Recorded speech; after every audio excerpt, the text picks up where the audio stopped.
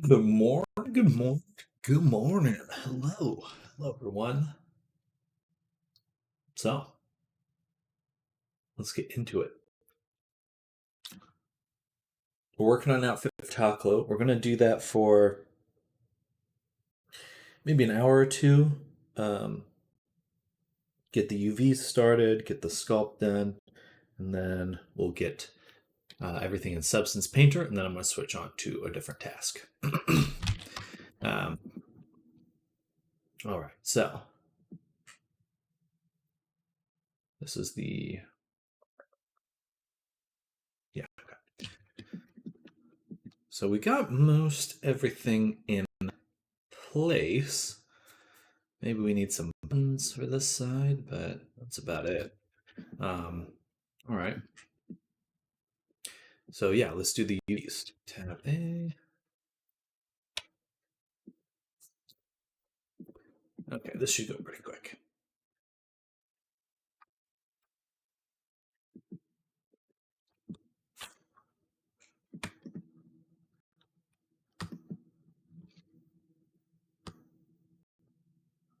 Boom. Boom. To be honest, I only recently learned how to do that. I did not realize that was like a easy hotkey. Well, the more you learn.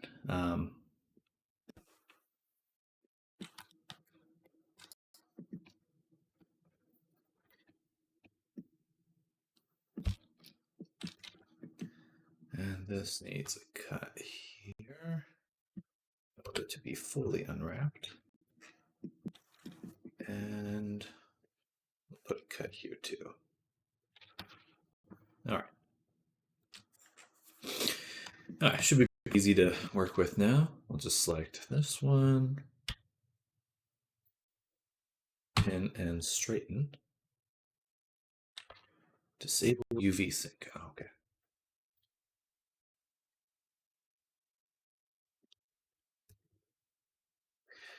And then this one will be a little bit more difficult just because it's not completely square.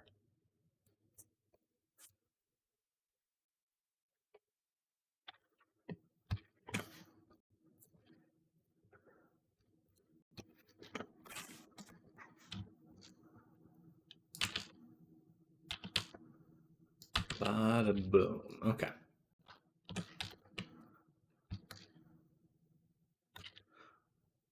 Oh, stomach just felt a little unsettled. Was it again Alt T or Control T or something? Something to make the top load. Second outfit. Blah. I'm feeling a little nauseous right now.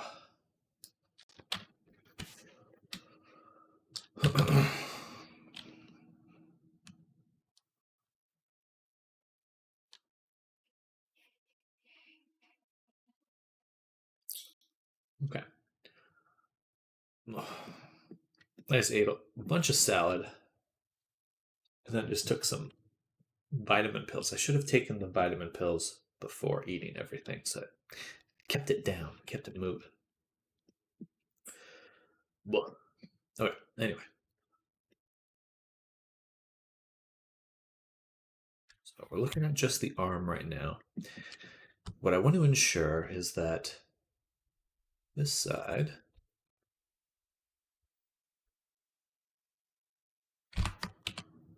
has the cursor, so we can do 0.6 and just kind of try to even it out a little bit. Then we want to make sure that these sides match up.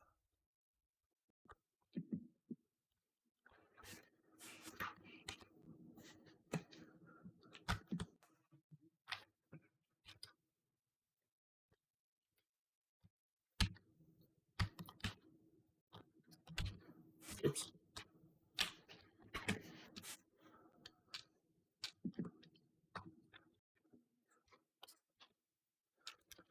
All right. Because that means that the pixels will line up in the spots they need to. Now, this whole stretch, though, does need a bit more work. We're actually going to pin the whole lines here because that way we won't get this odd banding right there. But,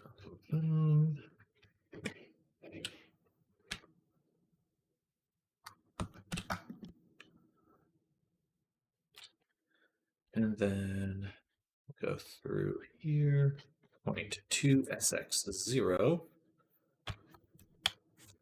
point 2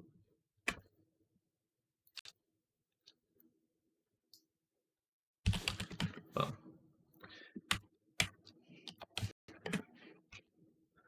all right, so still a little stretched here.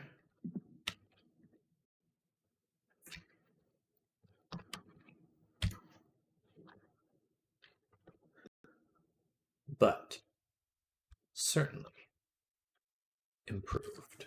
So I'm going to stretch it out this way just so we get a little bit better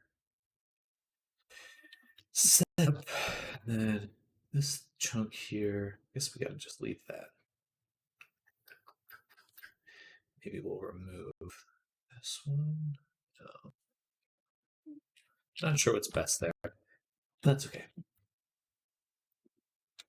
As long as it looks good with the texture, we'll be good. Then we'll pin this, straighten it that way, auto rotate it. And then pin these, move them over.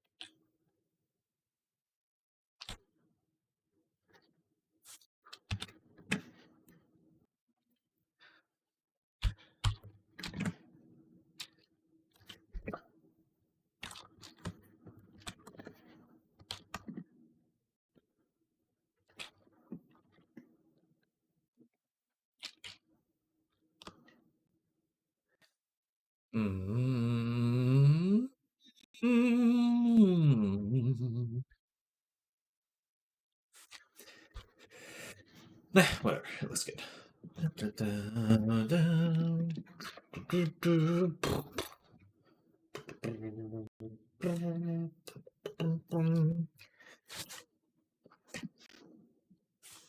Okay, unwrap this one.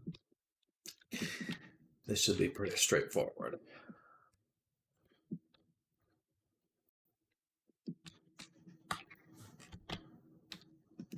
Hello, I marked the seam. I marked the seam.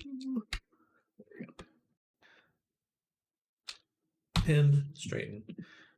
Boom, boom. Good to go. And then here, we like to pin the bottom first, and then pin the sides.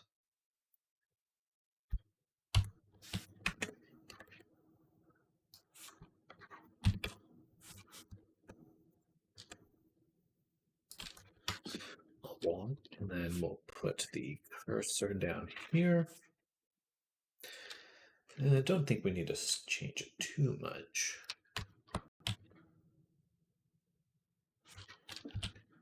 I don't know.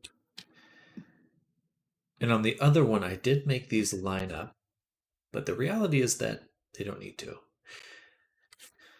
So we won't do that for this one. But these ones I would like to be a little bit nicer. Two, two.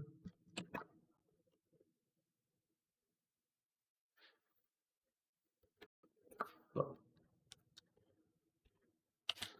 Boom. Nice, nice.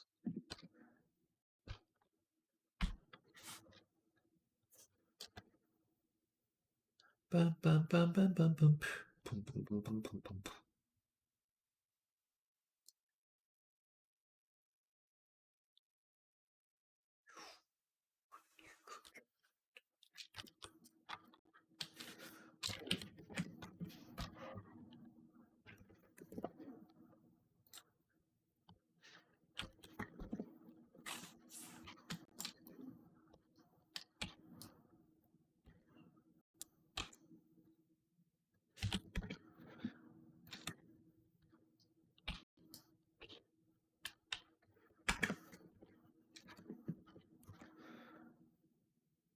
Yeah, yeah, yeah, yeah, yeah, yeah.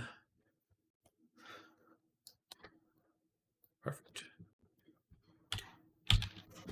Just kind of relieve the stress from the straightening.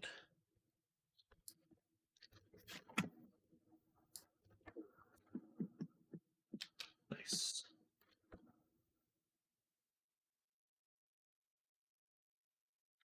Yeah, that's good. All right, so those two are done. And lastly, the pantaloons.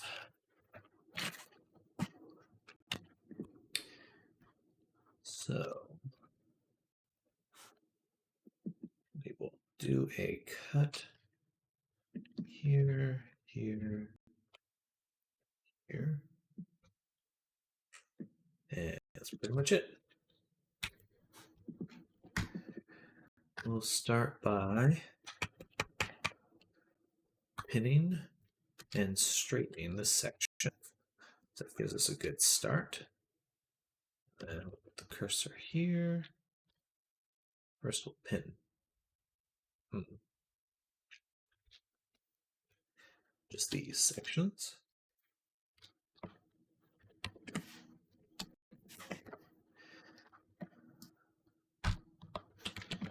Like that. Then Shift P to select it all. Straighten it out as best we can.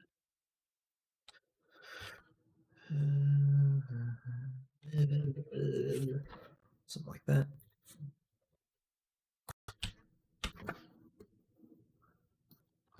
There we go.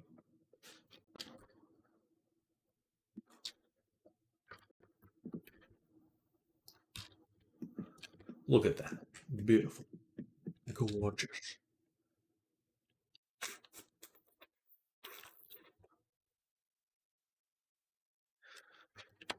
Boom. And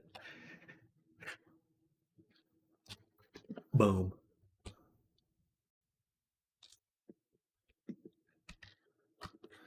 Boom.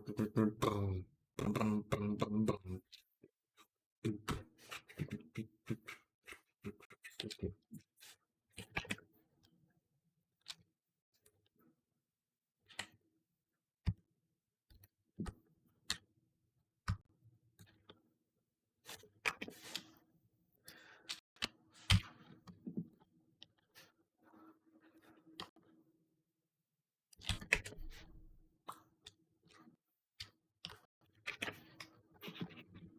All right, now they should meet up evenly along the length of the leg. And we'll flip it around.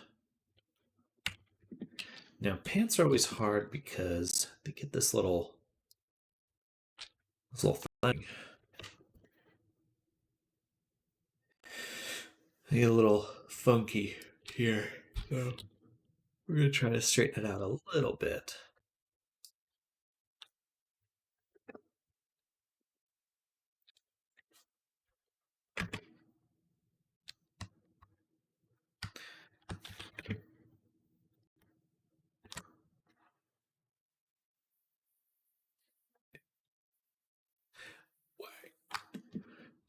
wide.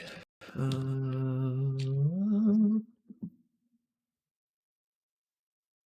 mess something up. What am I missing right here? These two should be, yeah. Okay, gotcha. I see what's going on. Maybe, maybe not. I think I don't. See. There's just one extra vert on that side. So, one extra vert there shall be.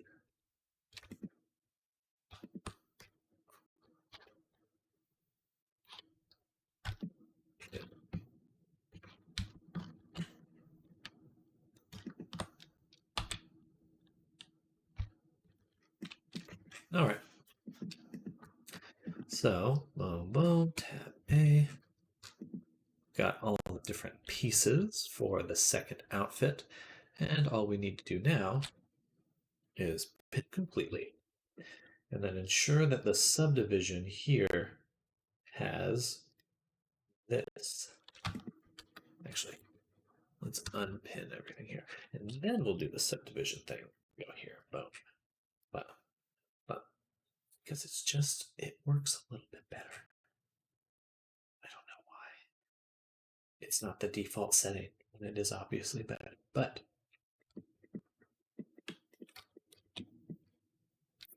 live and learn. All right. So now we take all these sections, tab A, and we're going to pack them.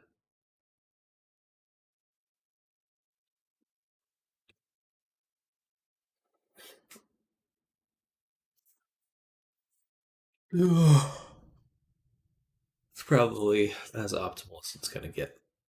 So, yeah, close that. Cool. So now we have created the map of the objects. Now what we're going to do, we're going to make a backup copy. Say,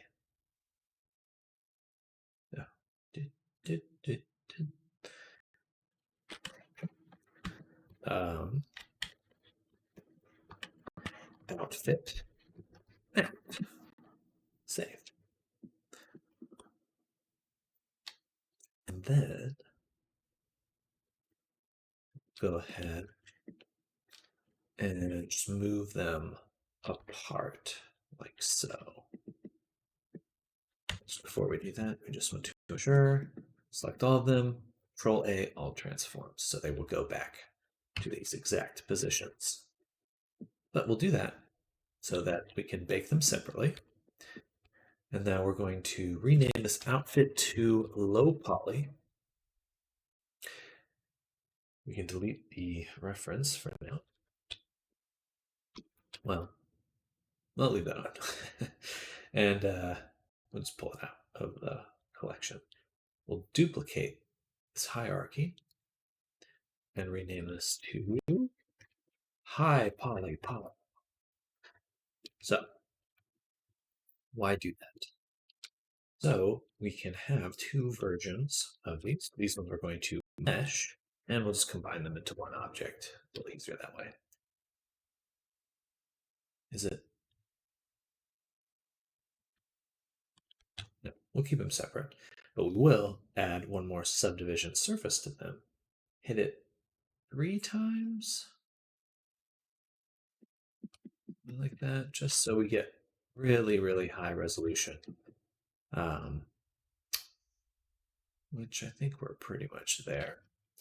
And then we'll mesh them again. And now, what we're going to do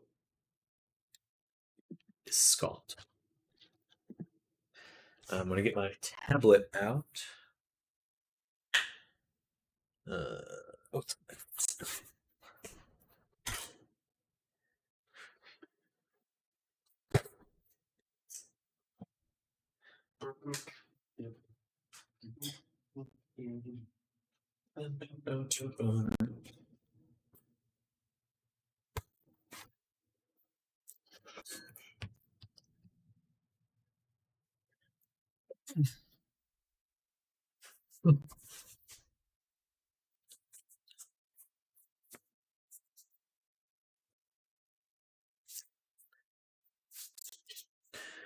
Um, and there's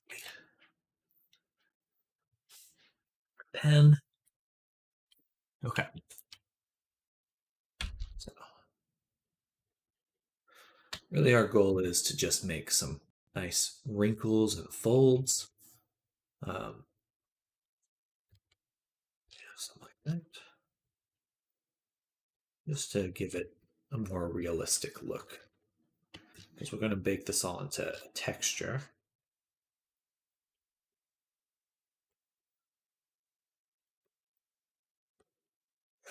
And we just want it looking nice.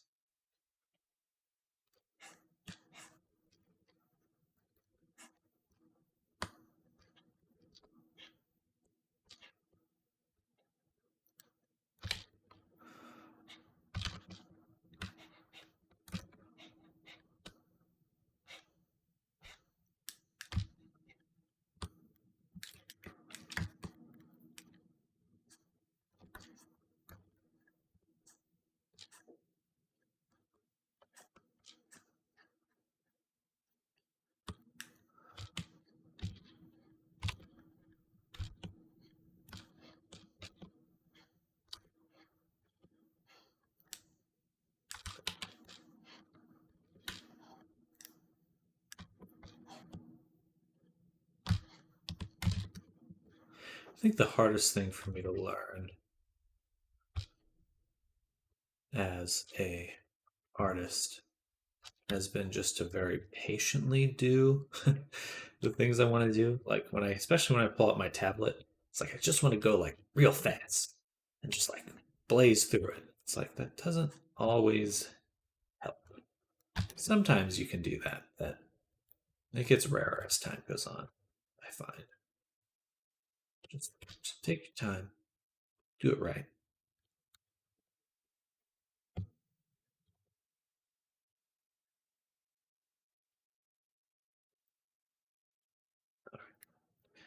And something like that.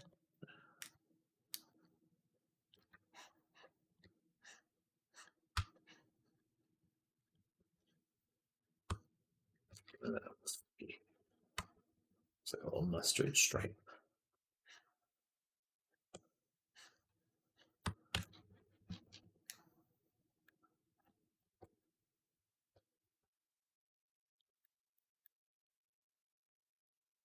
Mustard.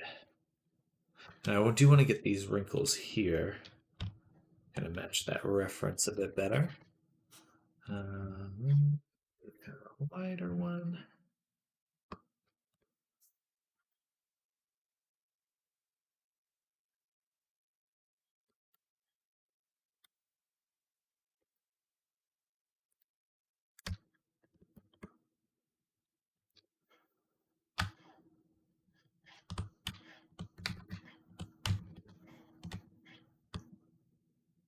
Looks good. Then,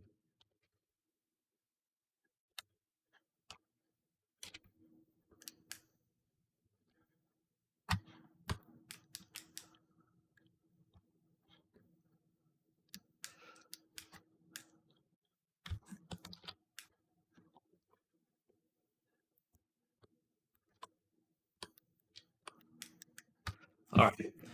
I think it looks like fabric.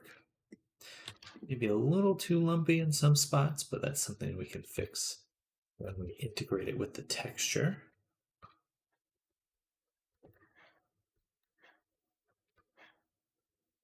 But it gives me a good starting point. All right. What else? Next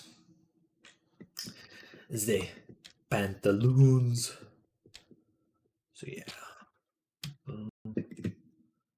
go ahead and get some nice crinkles here.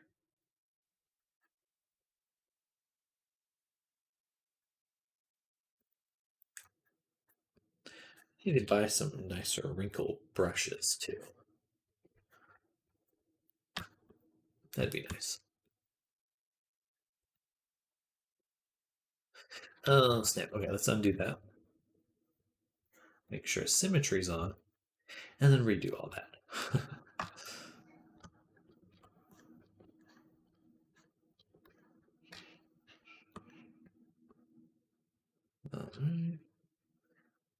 butt wrinklage.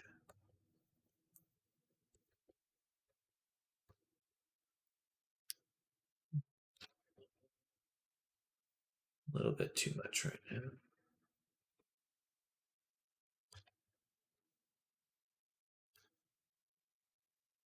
That looks good.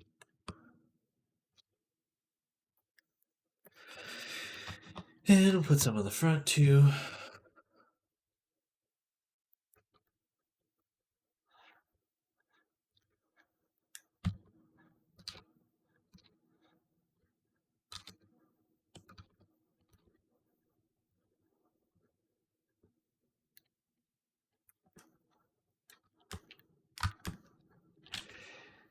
And I'm just gonna look up some reference for pants really quick. Let's see what other wrinkles. Has my night thing on? Ugh, annoying. I try to use that night light so it doesn't mess with my eyes, or my eyes fare better throughout the day, but it's like sometimes it turns on, sometimes it turns off. It's just not consistent. Very not consistent, which is stupid. Stupid. Okay, yeah. Perfect. There's a good wrinkle. Or wrinklage. So I'm gonna do a little bit of this.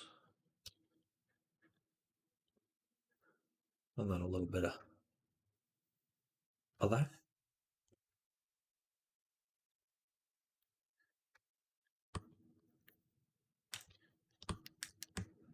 And then something.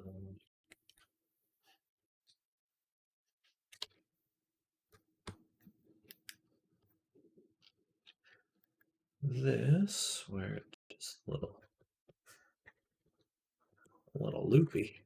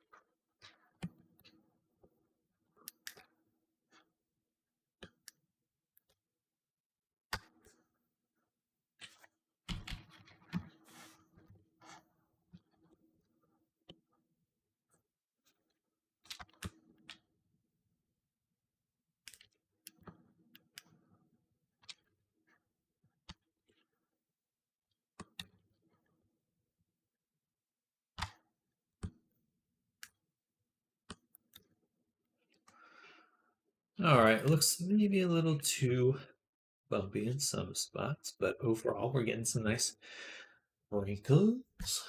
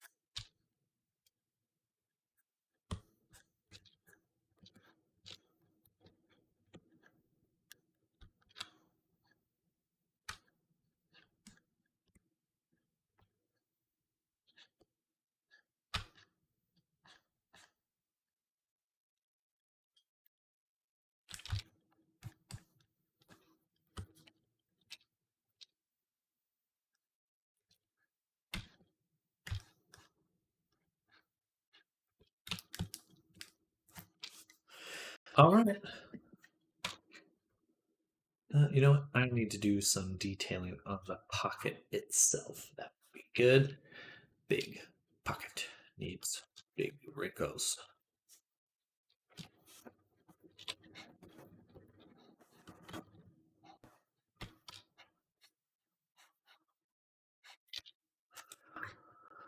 Blah, blah, blah.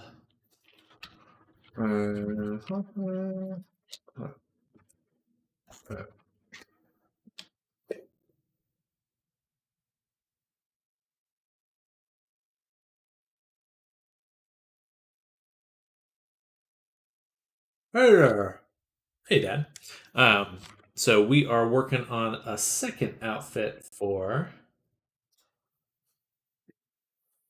Taklo, which is a character I made a while back, but we're making a second outfit for him. If he loads. Uh-oh.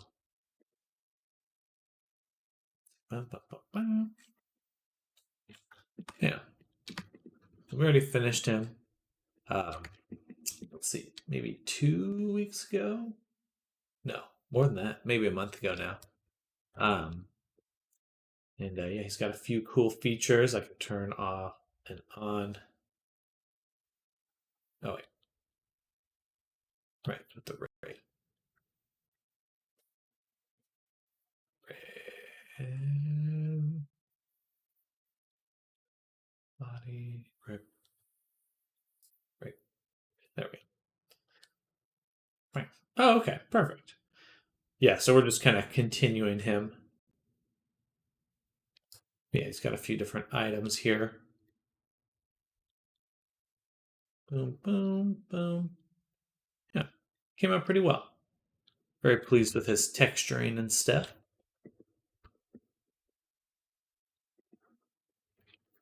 And we'll keep turn him off for now. But yeah, so we're just making the second outfit right now. I'm going in and sculpting little details for the textures of the character. Oh, it's a nice way to add a little wrinkles and stuff like that.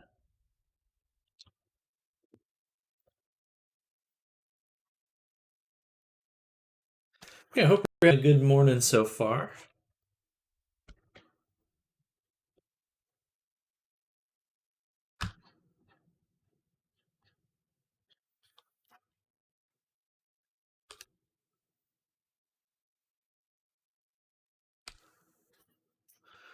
Where, do something like that.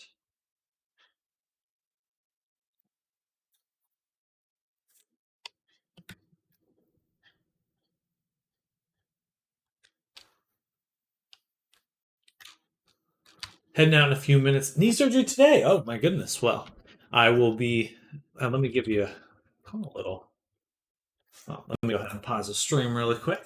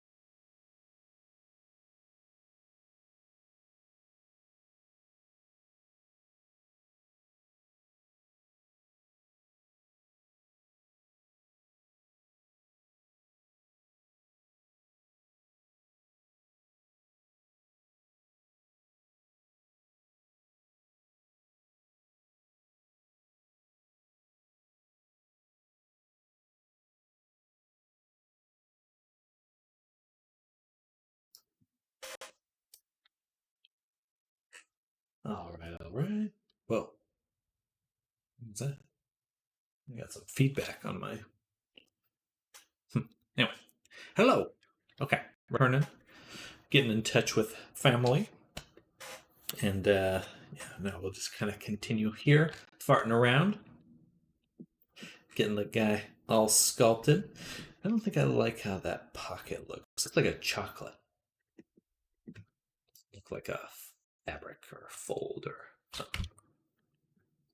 I'll go back in here, smooth it. Oh, that looks better. Just needs a little smoothing. All right. I think I shouldn't have beveled the edges as I did. Oh, goodness.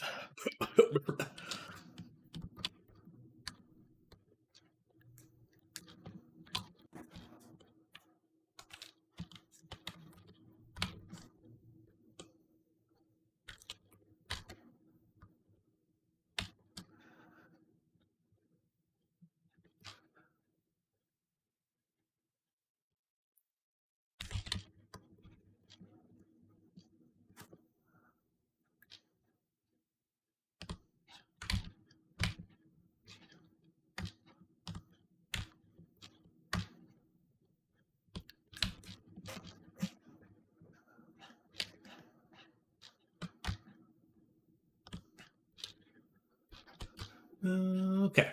Yes. Get some wrinklage in there.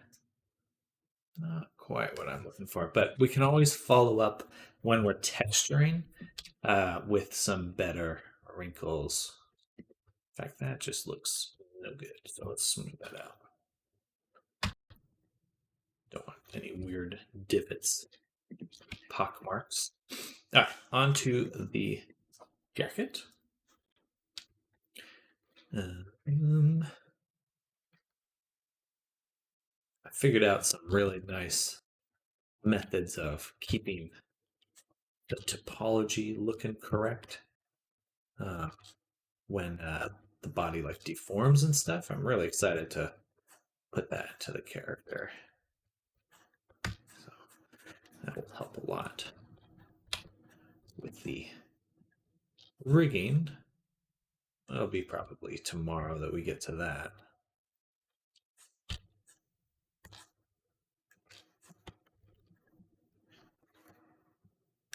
All right, just get some nice folds in there.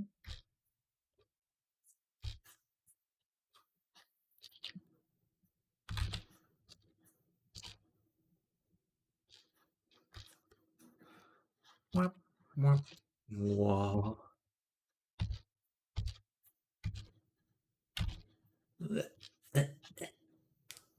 Wrinkled. All right, that looks pretty good actually. Looks like fabric for sure.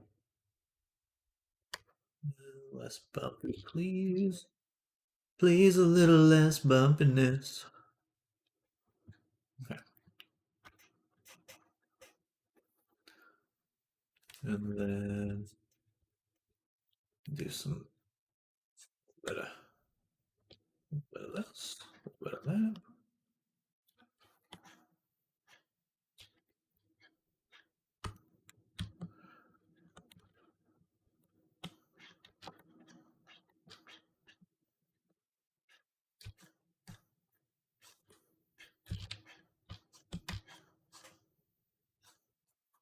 Just some little nuance to the form.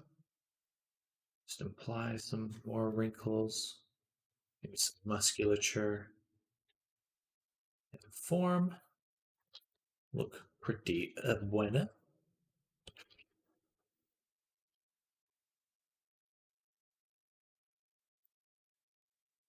All right, all right.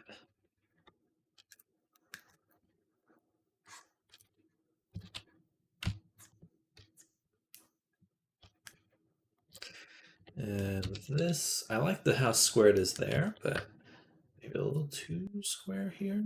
I gotta keep the corners sharp though. Hmm.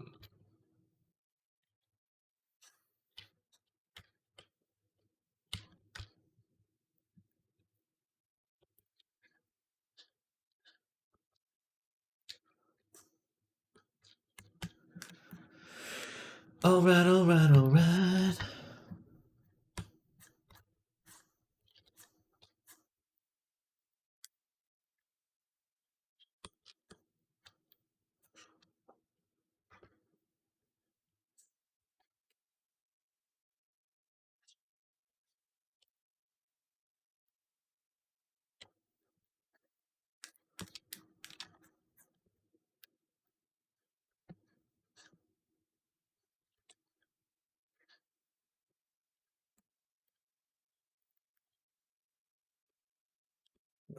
Okay, that's good.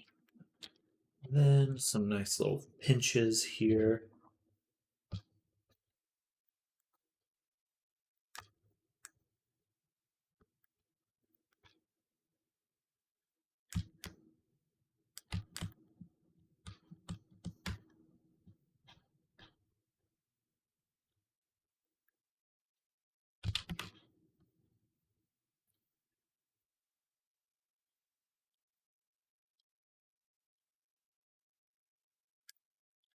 Wham, wham, wham, wham, wham, wham, wham.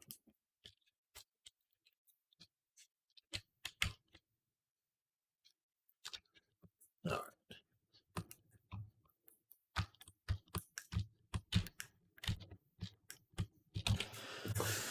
Ooh. Working on a tablet is a big reason why I stopped doing concept art because it just really is not a good thing to do for your body for long periods of time.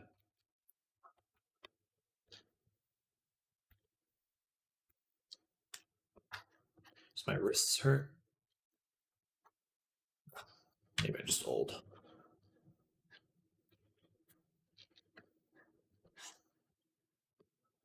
Morning.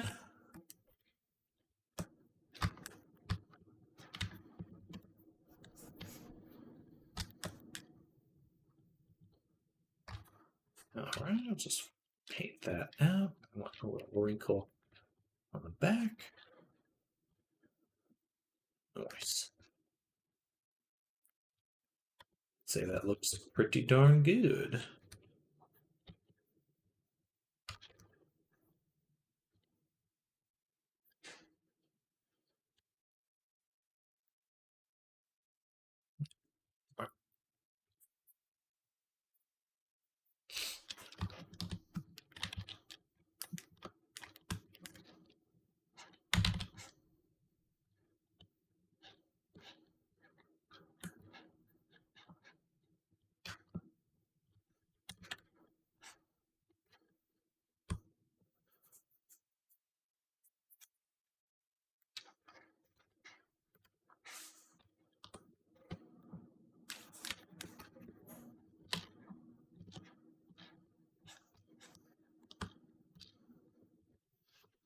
Sounds good. Enjoy your day.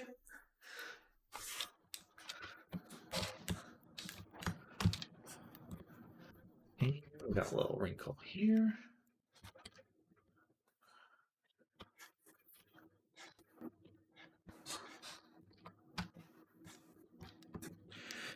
All right. Go. Oh yeah. Oh yeah. That looks good. Nice. Nice. And that for the elbow, it's kind of like it's pushing against the fabric. So I'm trying to do that a little bit as best we can. But I think that looks good. All right. So now what we're going to do is we're going to select these objects and hit File, Export. Actually, I think we'll give them one more subdivision just to really smooth them out. And then mesh them again. Save, File, Export, FBX. The ones we have selected with Substance Painter 2. And then we're going to go up, make a folder, Substance, painter. And we'll do Taklo underscore second outfit underscore HP for high poly, which is exactly what these are, very high poly meshes. I'm worried that it exported so quickly. Usually it takes a bit.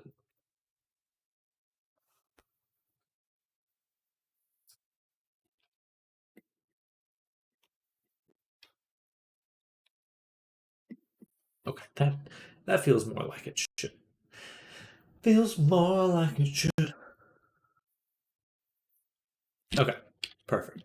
So now we'll hide the high poly, open the low poly, and export these as well, and put no pre or post fix.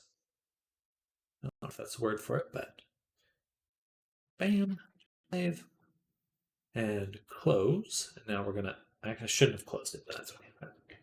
Now we're gonna open Substance Painter, bring in the things I made,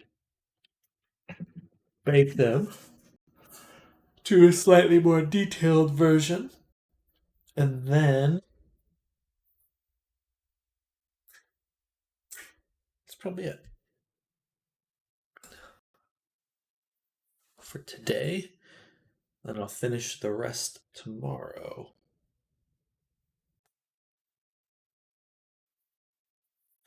Bum, bum, bum, bum, bum. Bum, bum, bum, bum, bum, bum. Because we need to move on to starting a new avatar. A new avatar. And save. Boom, boom, boom, boom, boom. Top row, second outfit. Save. And then file, edit, bake mesh maps. We're going to bake them at 4K, selecting the high poly, and we just go like this.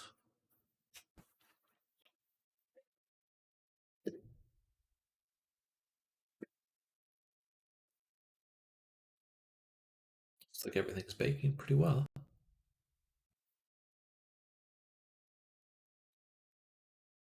Okay. All right. Yeah, there we go. Look at that. All those crispy textural details baked into the character. That's good news. Nice. Pretty pleased with that. Okay. And now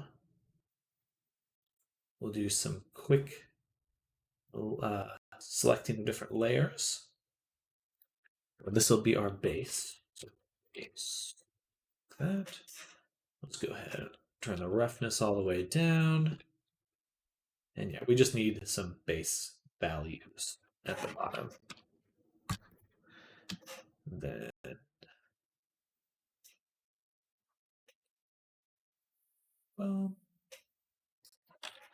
say shirt, jacket, and pants.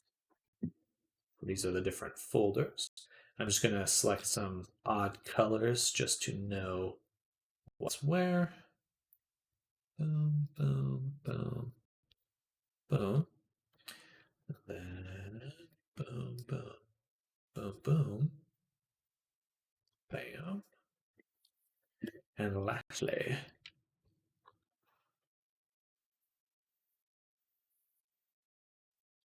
okay, perfect. So those are our separate masks in order to just know what we've marked separate. All right.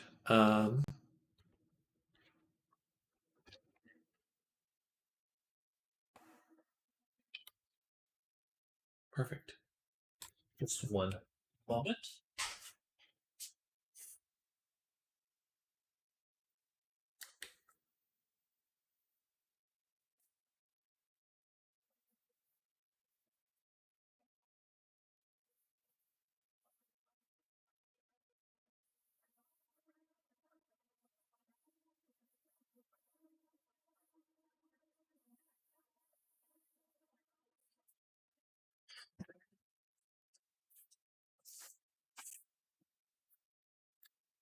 So let's take a look at the reference for the character. Sorry to burp. I'm a burpy guy. So let's see. Is there any sort of flannel? Here we have this.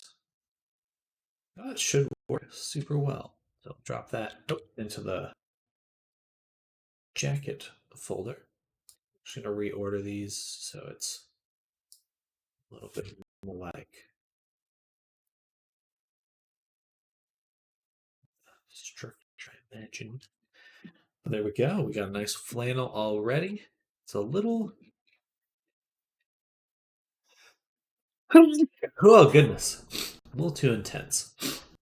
Um, oh goodness. Threading disruption. What does that mean? No idea. It just all seems kind of low res. That's better. Discoloration. No. Edge darkening. Clumps. Pattern. Horizontal. Stripes.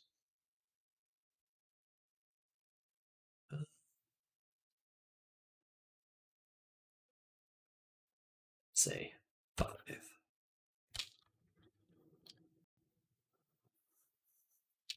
That's not what I expected. Okay.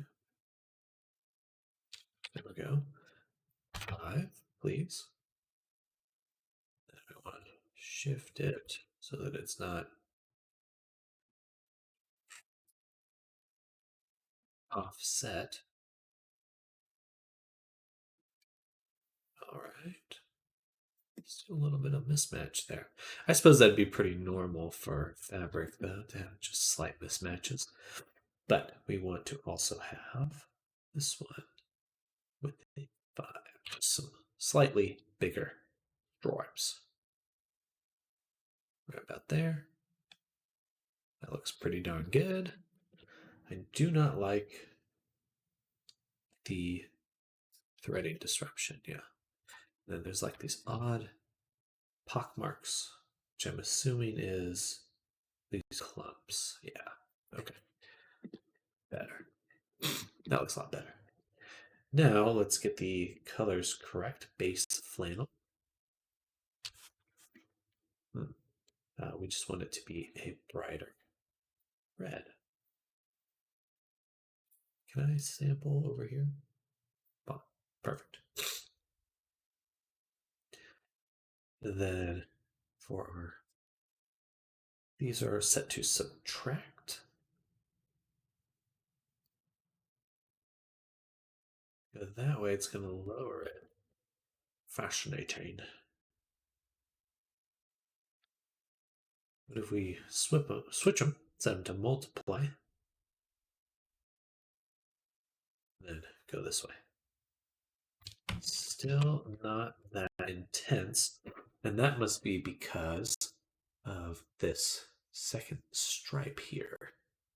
Okay. Midday Moon 03, thank you for the bits. Much appreciated. Get the bits and the sprinkler. Here we go.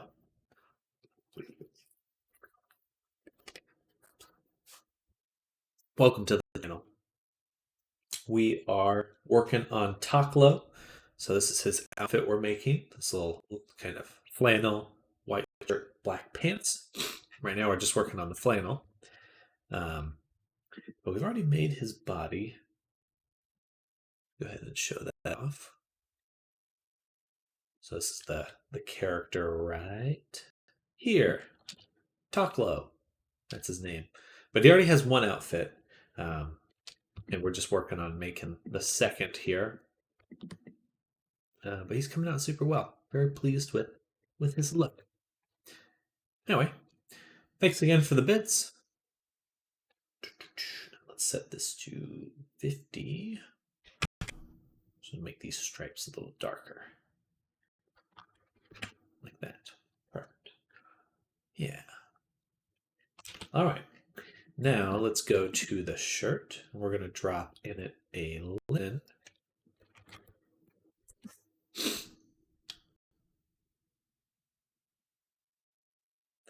Linen, I guess I want more of a cotton look.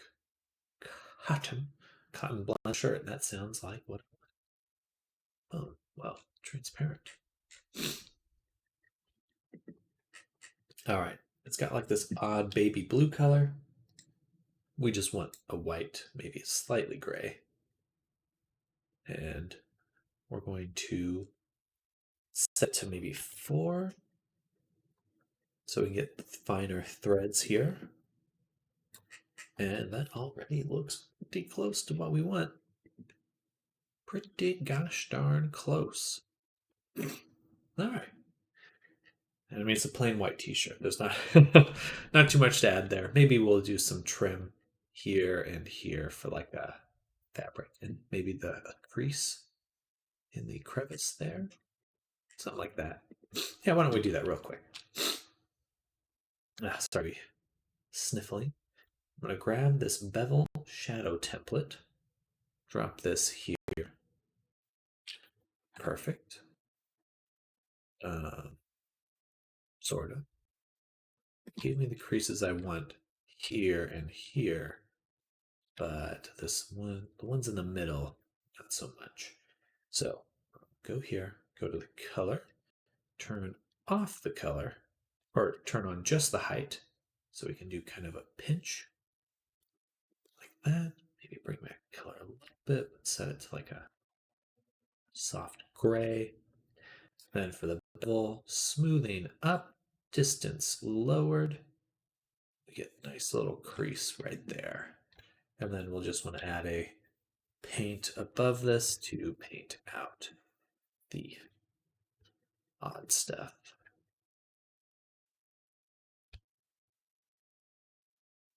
Like so.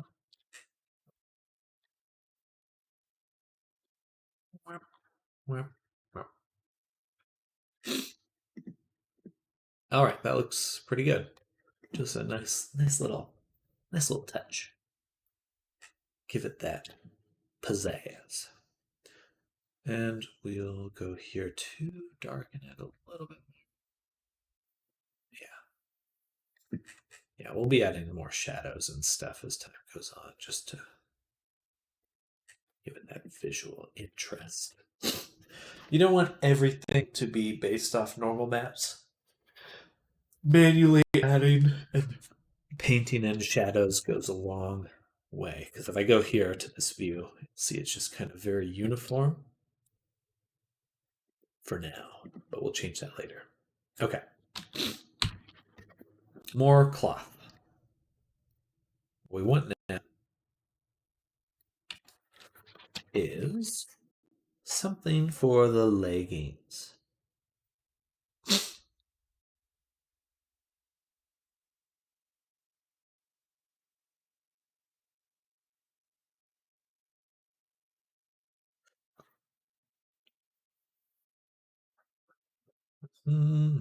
Track, might be good. Put that in the pants. Boom. Little too big right now. Let's go ahead and tile it 4 times. Maybe 3. Just give it a little bit more a thread we can see. And let's adjust some of these properties. So, fabric color. It's actually just black.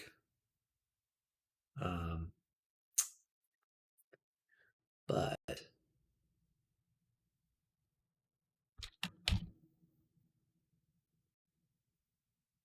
yeah, something like that. Nice. Feels a little glossy. I guess it looks like denim.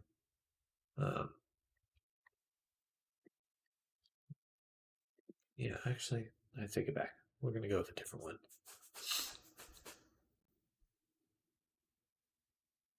Some sort of fabric, kind of like the this one looks a bit softer. It's like it's for a sweater, but if we scale it up enough, it just looks like fabric.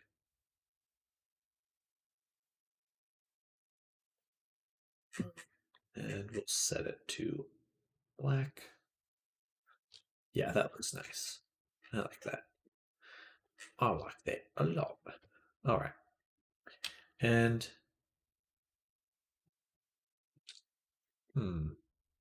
Yeah, let's also give it that same bevel.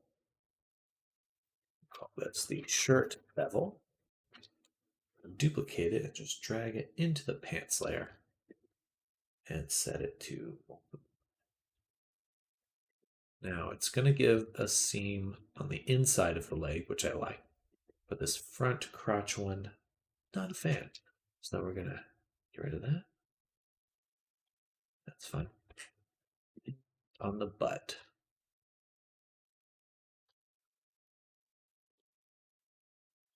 I'd really love to see it here as well, but the inside of the leg makes sense.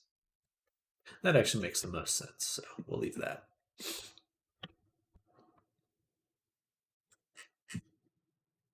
Okay, looking good. This is already a great start. Um, Now we're going to slap some larger shadows on top of everything to give it the embellishment it requires. So those should also be in my template folders. Curvature template, yes indeed. So we'll drop that at the top. And we're going to grab some maps. They're already there. Perfect. We can see the start of this.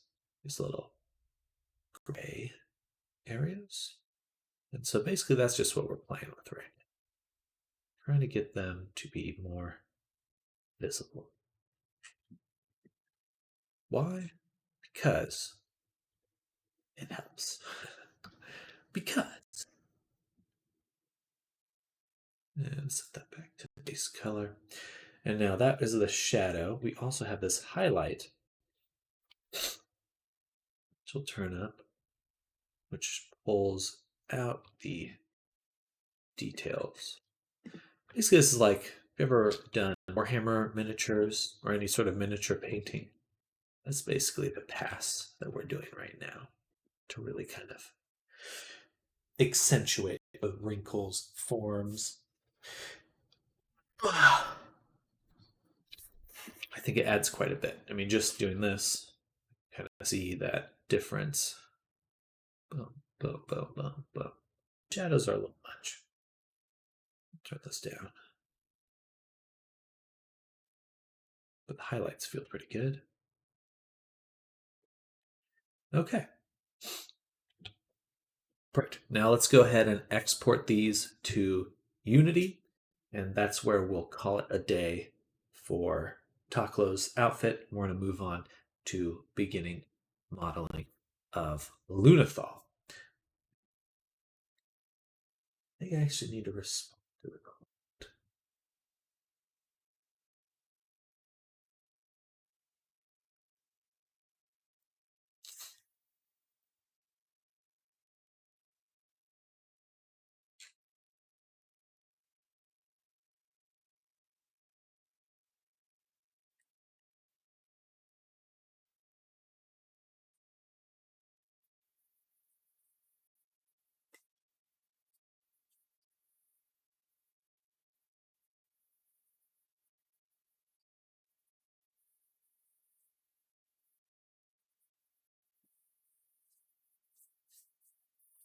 Loading, loading, loading, loading.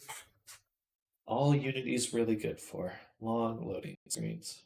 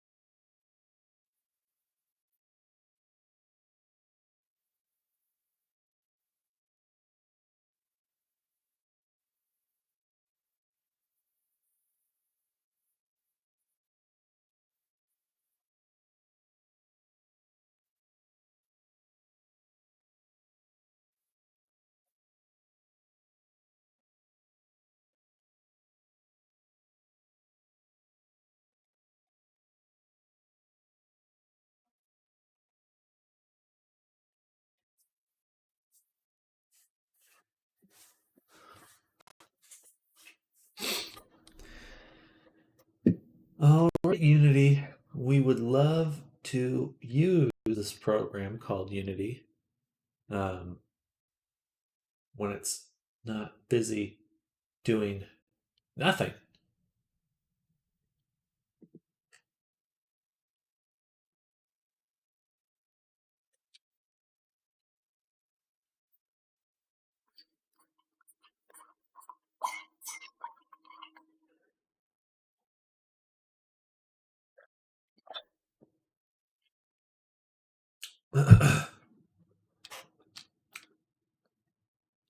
All right, we're in. Only took you a million years. Million years. Okay, I'm yelling. Oh, I didn't double check one interesting little tidbit, which is our stats. Yes. Okay. They're really cool. So we actually have our second outfit plus our previous one only brings a triangle count to 67,000 triangles, which is under 70,000, which means we can combine this all into the original avatar. So rather than making a separate avatar for the outfit, we can put it all into the same one, which is cool. So we're going to create a folder. So we stamped outfit. And we're going to grab the, or no, we're just going to go back to Unity, right click, show and explore, grab this path, close, go to Painter, File, Export to this path, bada boom. We want my Poyomi V4 and 4K. But export.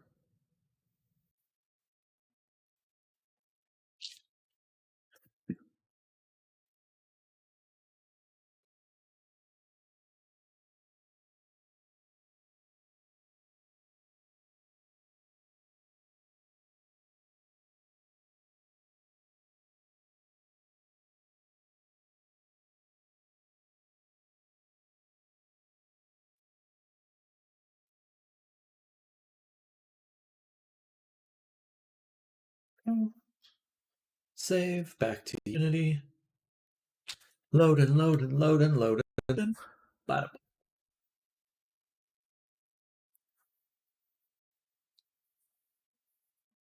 All right. I just put the game view down here. Working, so takes up the least amount of space.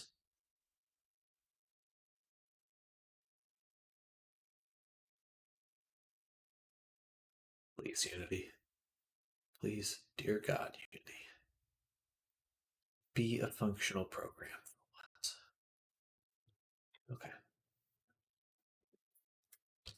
It just kind of sucks because VRChat's using an older version of Unity. It's like a lot of these problems are fixed in the more recent version, just like usability, ability to select things and stuff. Anyway. Okay, so we're going to make another material here. Takla second outfit. Set to Poyomi.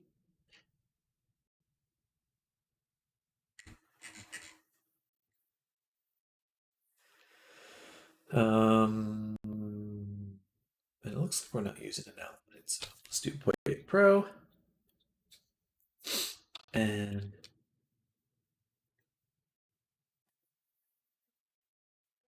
I really should switch these to Poyomi Pro if I'm not using the outline.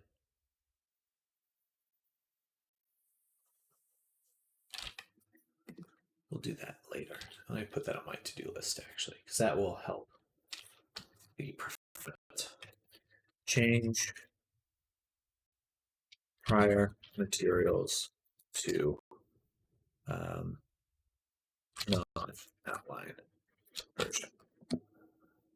Okay.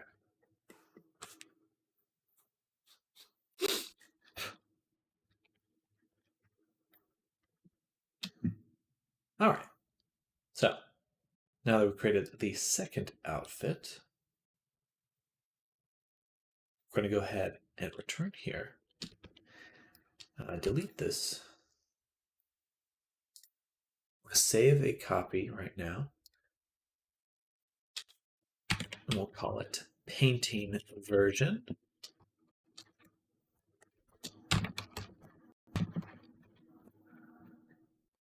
Save.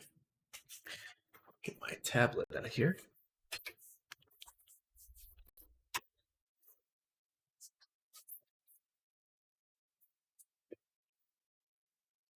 And then we're actually just going to pile them up right here onto the character. We'll apply all meshing. So now, and then turn them into one object. That actually brings up the question.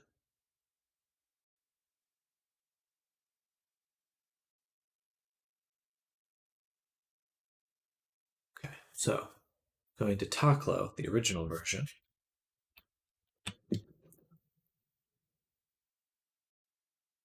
What we're going to do is we're going to select Taklo. Actually, don't I have this guy? So this version here, do you have vertex groups? You do. Perfect. Because we're going to select the second outfit, sample characters, vertex groups. So now it's rigged. It's that simple. Probably not quite that simple, but pretty close. Yeah, perfect. So now what we can do is delete this guy because he served his purpose. And we'll just combine this with the character. Perfect. And now we can use this settings here, File, Export, Auto Rig Pro, and it's exporting correctly. Everything's set up. Auto Rig Pro, export. Bada boom, it broke. Perfect. Love. Why'd it break? Because we have this. These, actually. These here. If I go to export again, AutoRig Pro, and we turn off apply modifiers, that should fix it. Yes. Oh, shit, I totally forgot. I need to give him a floppy tongue. Floppy tongue outfit. Or expression. Definitely can't forget that. That is a big part of this commission. We're still doing things in the right order. We wouldn't have gotten to it any sooner, but I have to make sure that's on my to-do list. Have to. Okay. Now, for the second outfit, we can go to our FBX file. We have the second outfit right here. So we'll assign that material to the slot, apply it,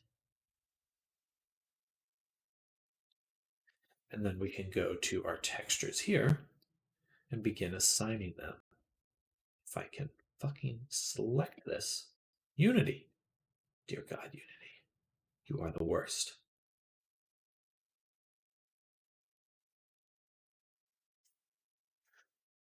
Hey, Unity.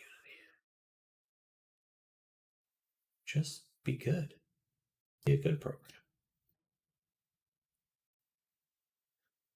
All right. So we're assigning everything.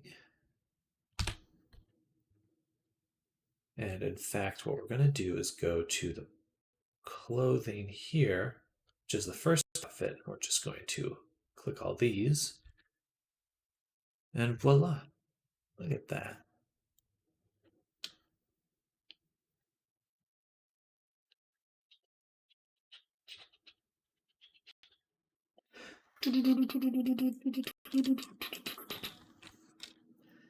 It's a lot of materials. I'd be very interested to see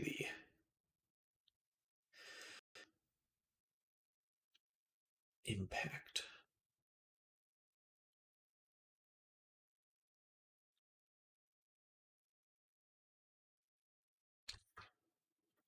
Okay.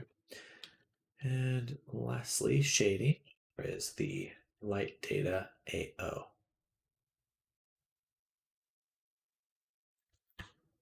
Yeah, that looks well. Nice. Deeper shadows. Love it.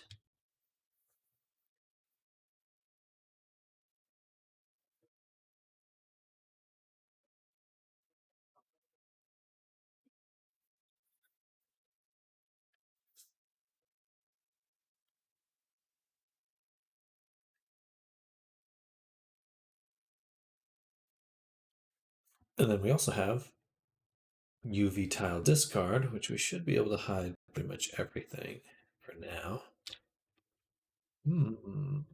The chest fur here will need to put on its own toggle.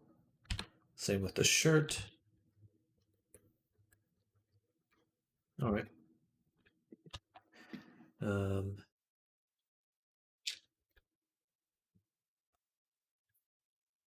all right. He's coming together pretty quick. Feels good. So what's left? Let's catalog our next tasks. So we need to create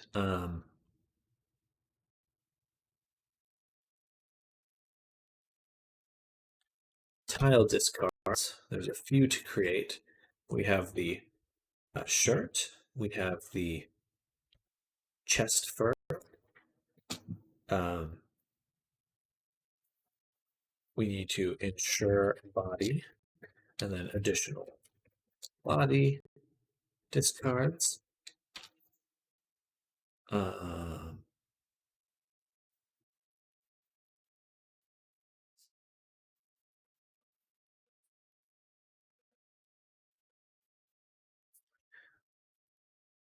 that's pretty much it for the most part.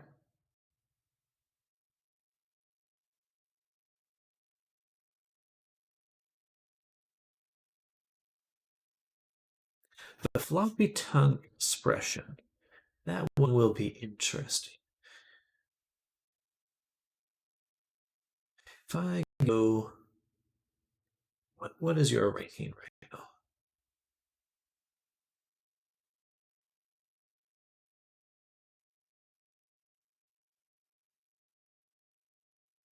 So you're already a medium rank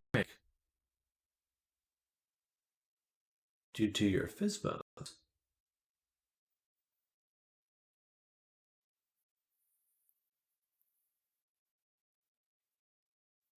Also, does this show? I wish it showed the virtual memory here. That would be really nice, but it only shows it after you upload it. Okay.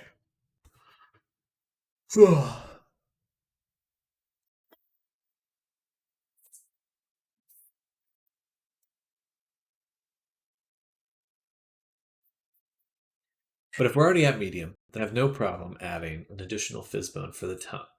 And if we're already at medium, then exporting the whole facial rig will work, which will allow us to do that animation tongue. Because initially we used blend shapes to animate the face. In order to do the fizz bones with the mouth opening, that means we have to have the bones of the tongue move. These ones here.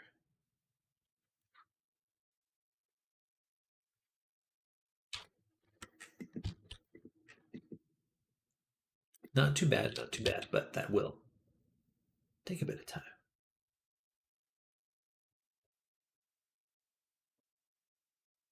Or, that won't be too bad actually.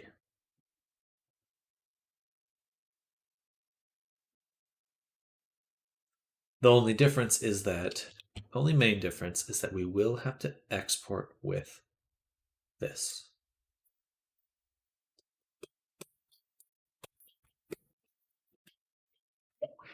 Shouldn't change anything.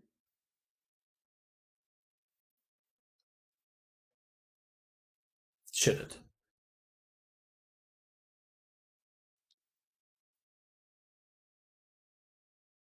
But it is mildly concerning to do.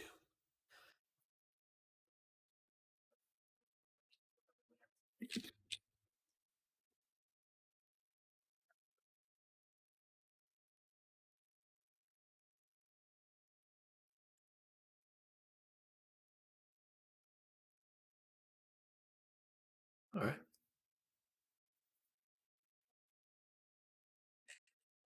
Perfect. We're good. We are good. Safe. All right. So we're going to continue work on Talkload tomorrow. I think we'll be able to finish everything. Actually, we're close to finished already, but we're going to save the rest for tomorrow because I do need to turn my attention to Lunathal now. So we're going to close this and this and this. I'll actually open a new file on my subdivision base. And we're going to go ahead and file, save as, client work. Actually, it's already right here.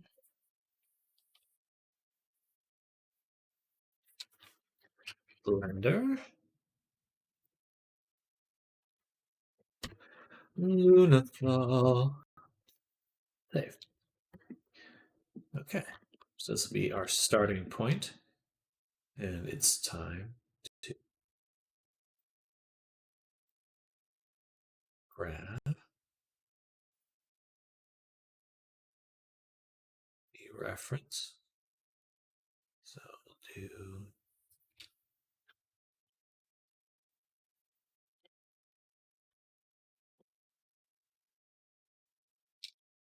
can I do them all at once? Not all at once. No, we'll do that one a little later. Just do that one. These expressions are funny.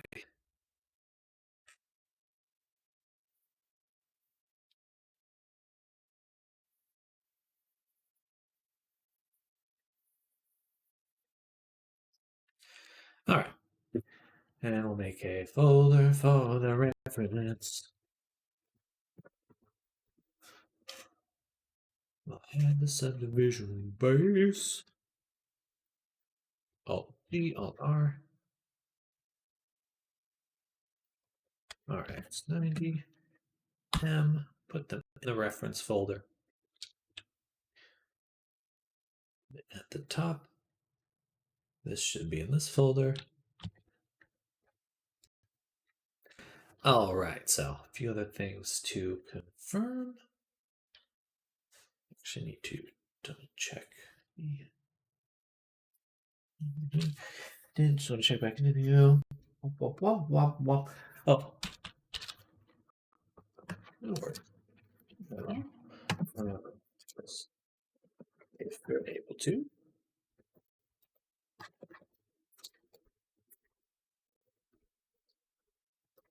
And rest.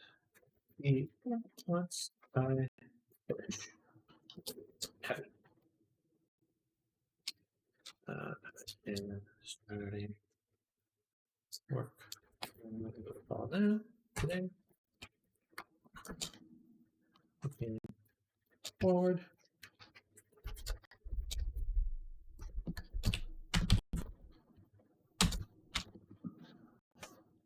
Perfect. All right. What else? Brain. There was something else. How the height? I need to get the height character, which is over here.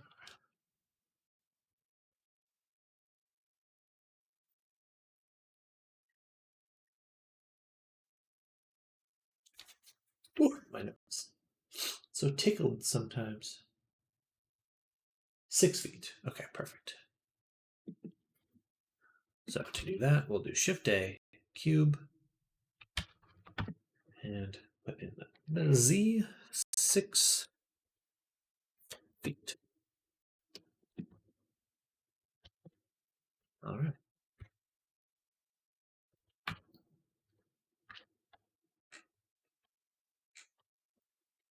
So I'm just gonna, yeah, perfect. That's the one I wanted.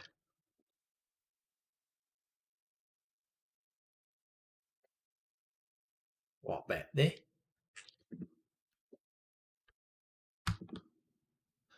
And we'll go ahead and copy.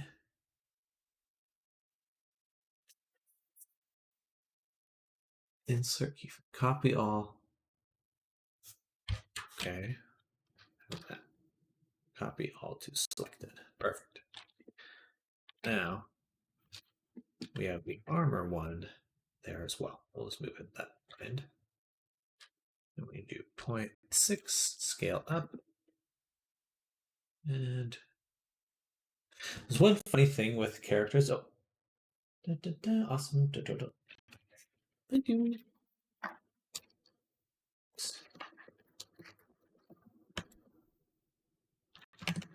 There we go. But with characters, sometimes it's like sometimes with long hair or horns and stuff. It's like, where do you start measuring how tall is it? I usually assume it's the top of the head, so that's what I'll assume for here. But just a funny thing. Foot. I really like these screenshots.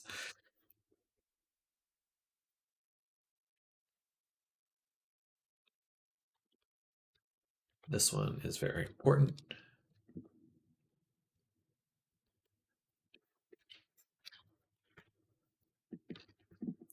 Okay, so there's all that. And now we have our subdiv base, which we're going to go ahead and okay.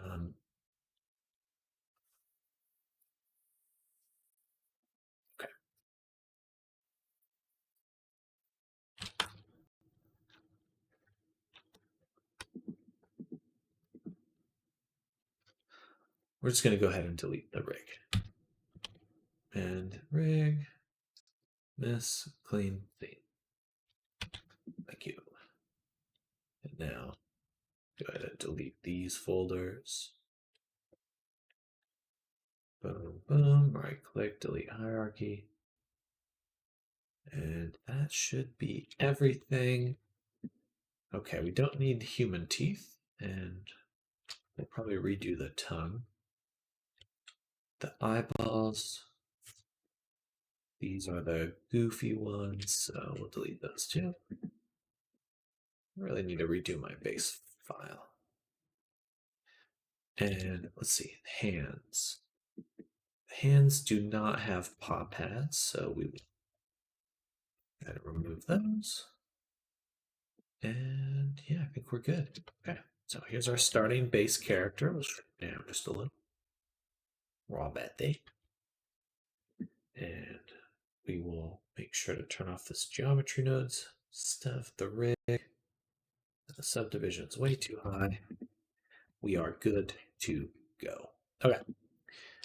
Bum, bum, bum, bum, bum, bum.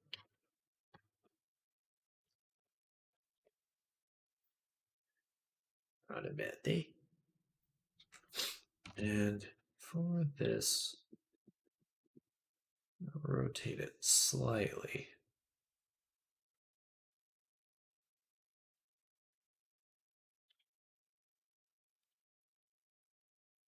Right about there. Okay.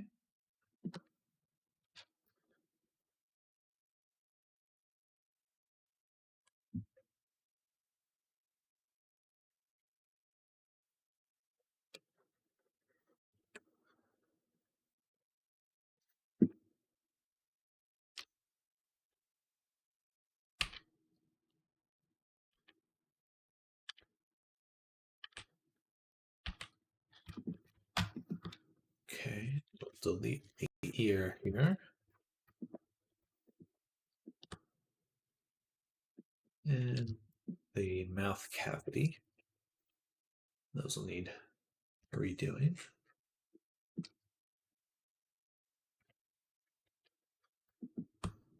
The nose also not going to be a human nose, so delete that.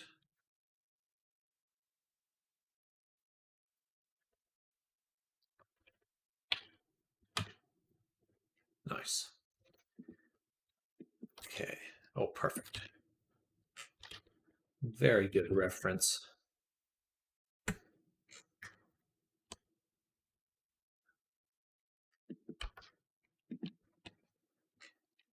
So for our face here, we're going to go ahead and delete quite a bit. It's just easier that way. Times you get caught up like, oh, I need to make sure it's exactly the same. No.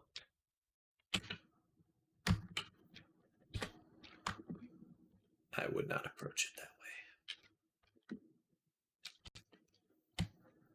way. But we will take this section, close that, and that. Come on, please select. Then we'll do that, because that'll be where the mouth begins, and it actually is quite high. This view, though, we'll want to shrink it down because we're trying to make it work with the front perspective we have.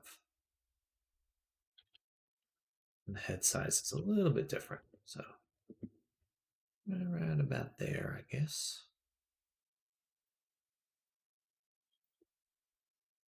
Please, why is it doing that?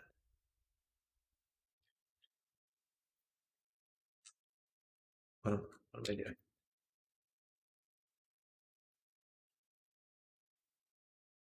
I feel like I'm not clicking any differently.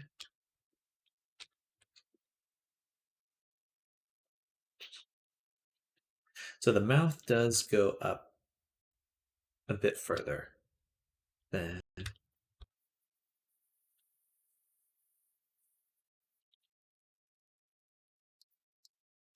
that.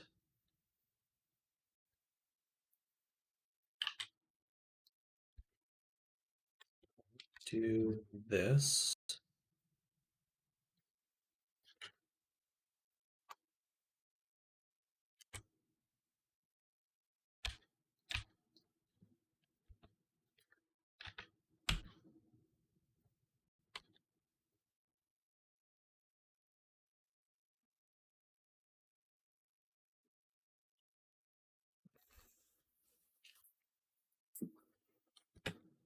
Don't want to get caught up in reworking a bunch of stuff. I'd rather just make it from scratch.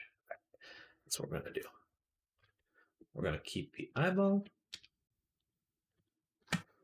That's in a good spot. Going to keep the jaw front here.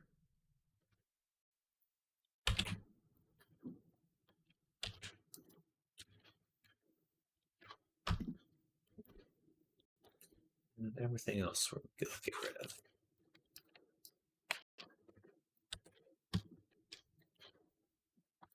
I don't want to have to work around things that it's like an artificial workaround. Artificial constraint. Yeah, it's not a constraint I need to actually have.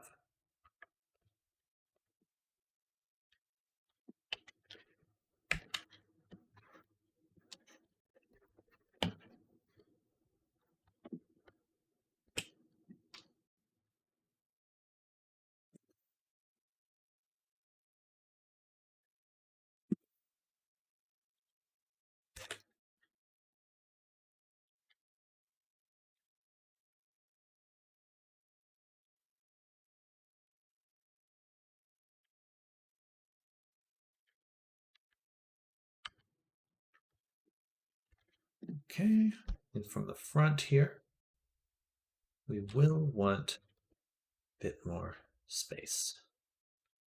So we can scoot this over.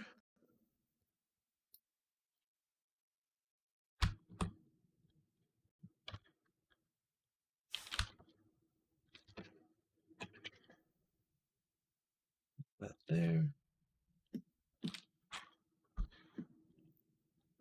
Then looking at this, clearly it's a dinosaur face, which means the eye here is much farther forward, like so.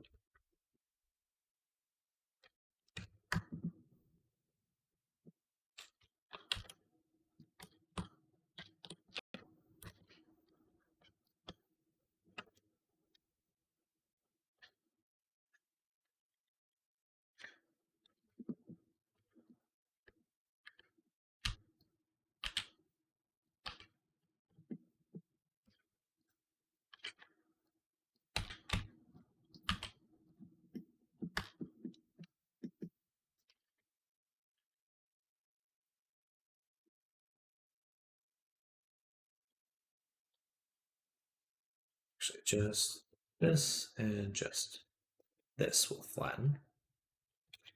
Okay. Let's dissolve some of these. Make it simpler to work with.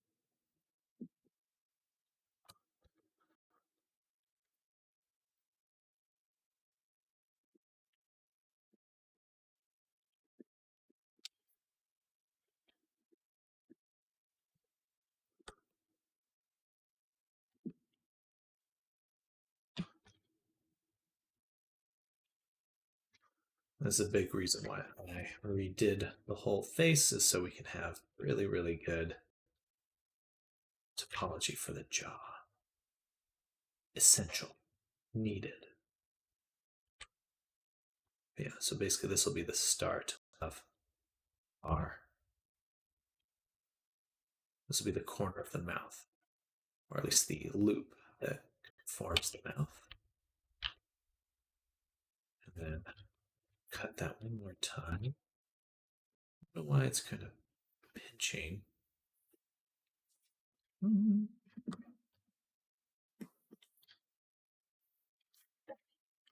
it up there.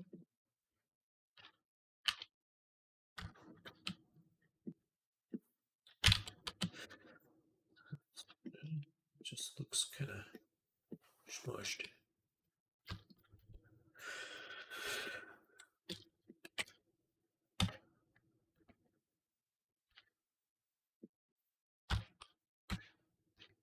I guess it is all kind of smushed. Let's bring this out as best we can. 0.8 SX0 GX, just move it out a ways. All right, we're off to a good start.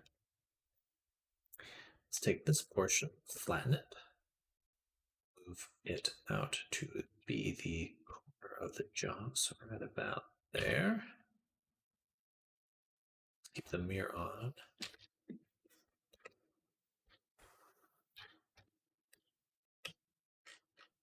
And just position these.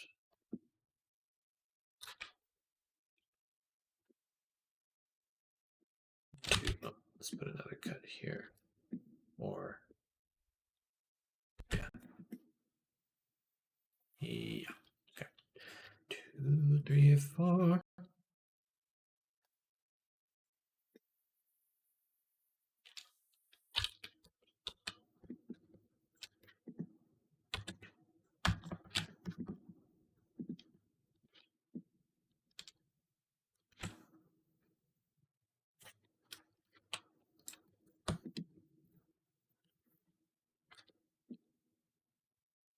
One, two, three, four.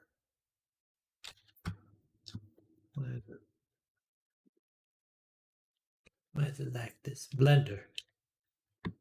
Get it together.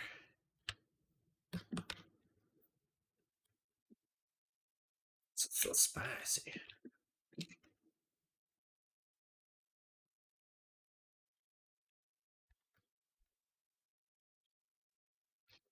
It just can't seem to decide which way the faces of the geometry should face. Which is so funny.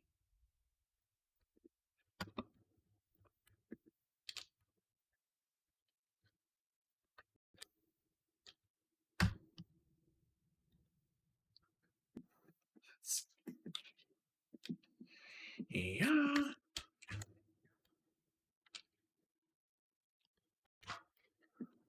Okay.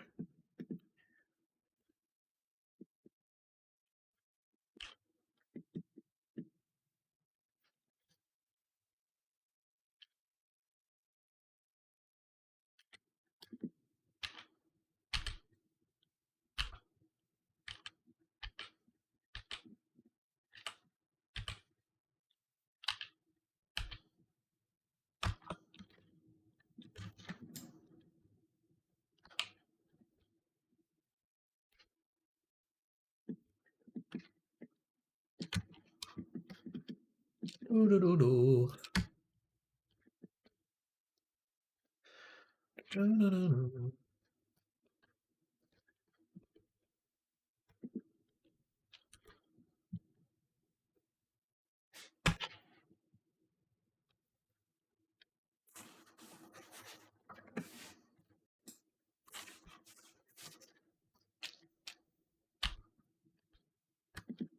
All right, we'll get to the nostril later.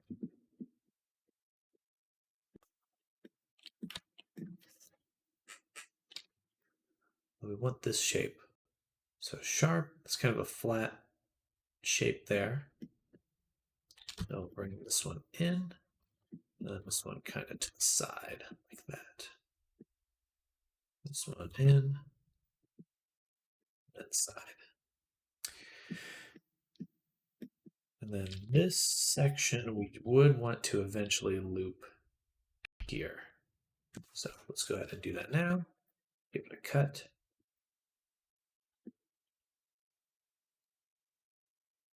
Ooh. Yeah. One more cut. So, okay.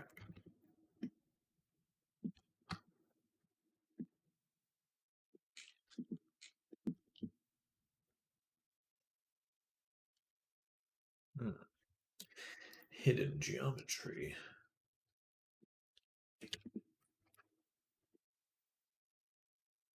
Perfect. All right, go to the restroom really quick. Be right back. Oh, Damien, or Oaks, hello, welcome. Did you get a new mic or something? I did not get a new mic, but it might be in a better spot. Sorry, that may have been a while ago you asked. I'll be right back.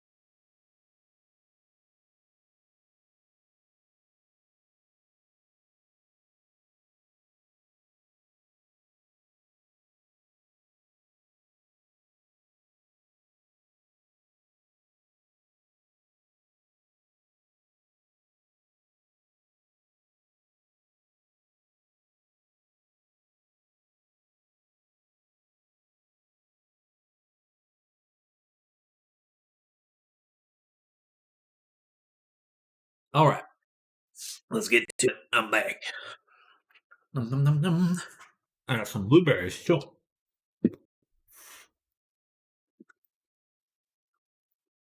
So, just modeling, moving the mesh around. Mesh around.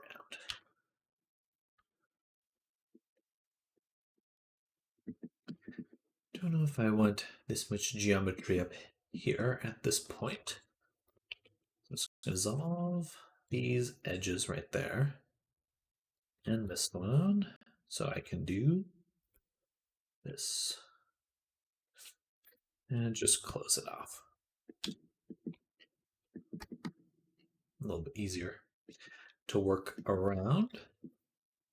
Another problem is that we have this here. I want this edge to go all the way around, which means that this needs to attach here.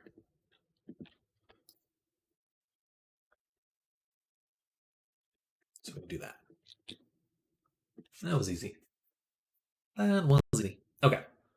Now, again, looking at this, much more of there's like a crease from the eye here forward. So we definitely want to match that. In fact, if I just connect that, we get a nice little groove, which may be exactly what we need. And then there's also kind of the eye socket here. We have that eyebrow ridge, and then the plane of the eyes, which should kind of come out a little ways.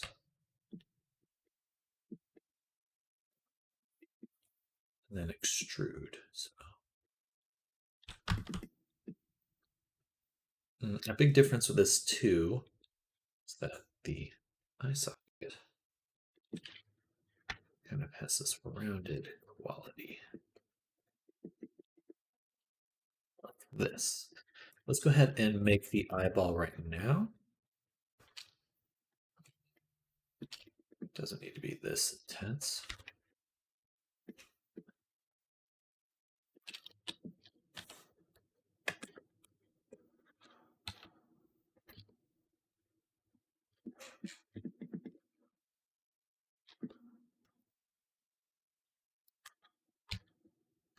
Right about there.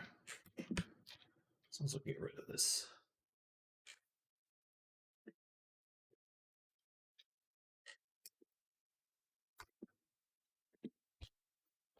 Boom. Boom. Right about there.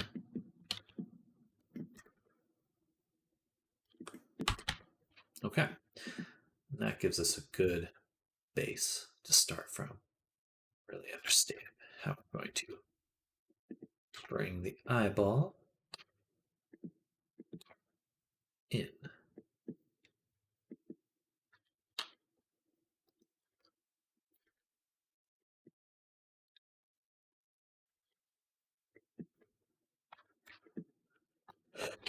Excuse me.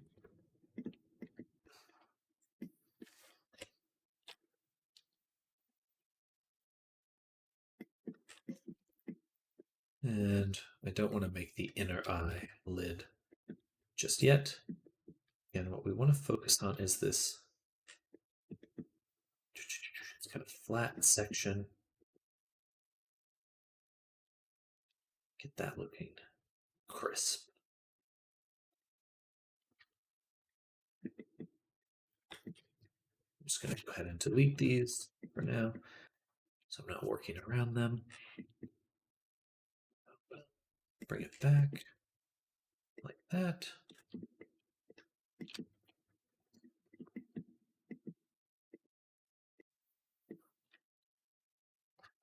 I suppose it's no coincidence that T-Rex skulls and dragon skulls look very similar.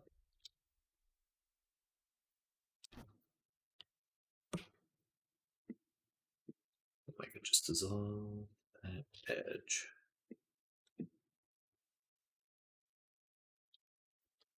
Maybe. Do I want to? Boom, boom, boom, boom. There we go. All right. Continue to soften these. Let's look at it from the front. Bring this out as well. Nice. We're getting a good start.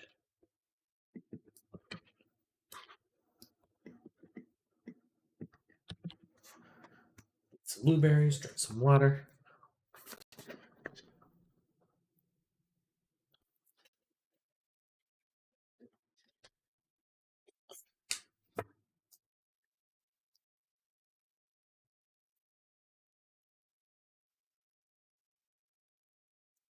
Mm. Yum.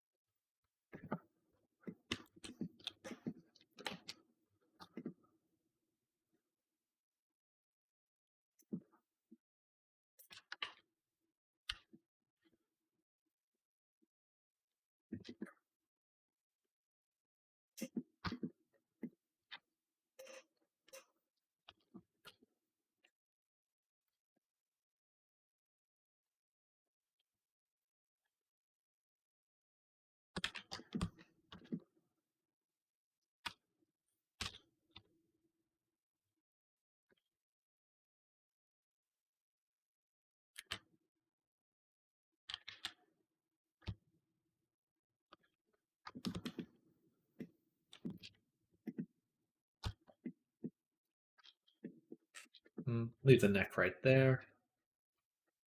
Not gonna futz with it too much just yet. Let's get the rest of the body looking like what we need. So, definitely a much wider torso than what we have right now. And of course, the knees are very different.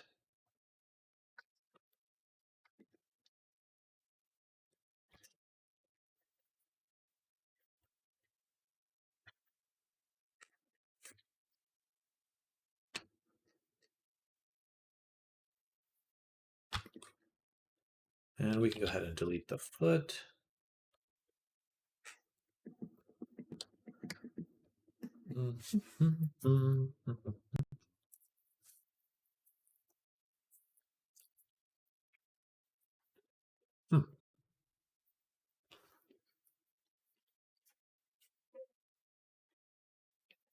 Yep.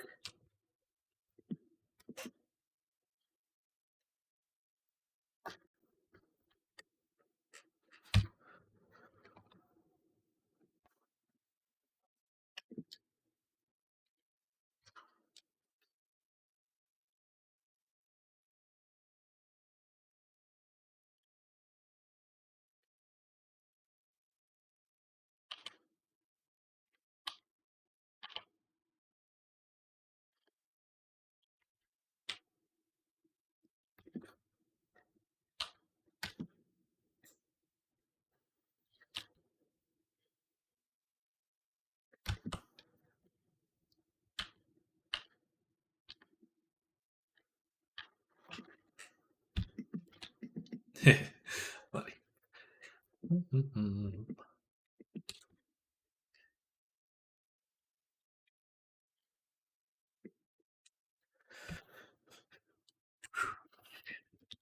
Where does butt go? What happened?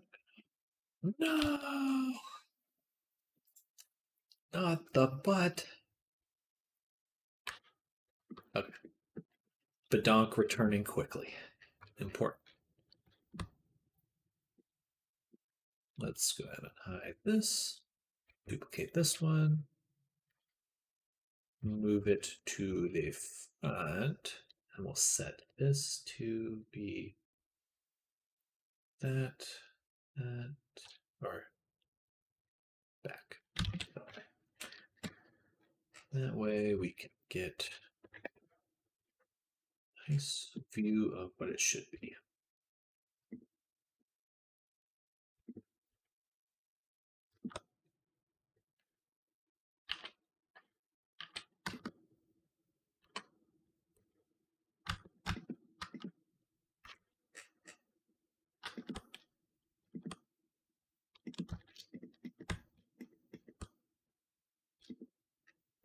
I think that it would be best to redo the legs as well.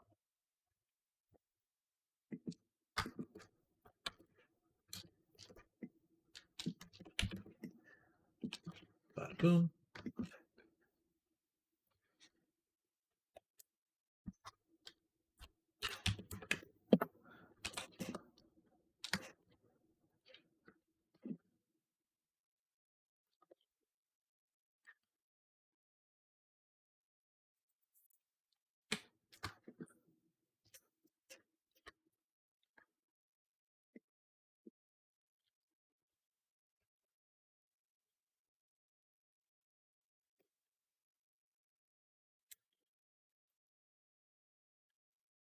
Okay. And put it down.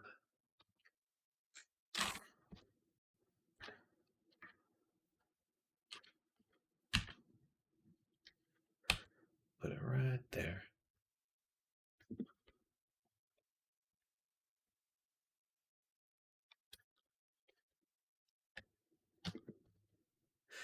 Kami, do dragons ever wear clothes in VR chat? This character does have clothes, got some armor.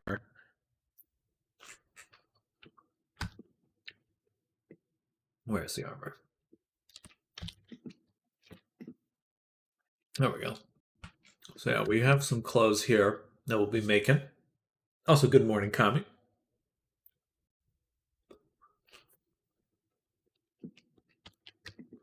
But it's kind of like just an interesting question, right? It's like, do furries need clothes because they have fur or scales? I think the answer can be different depending on who you ask.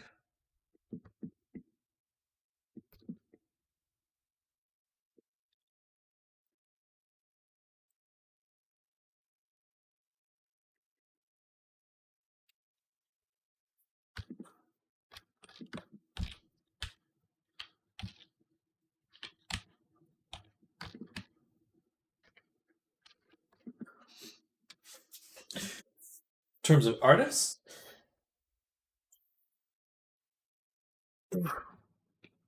I guess personal. I really see a big mix of both.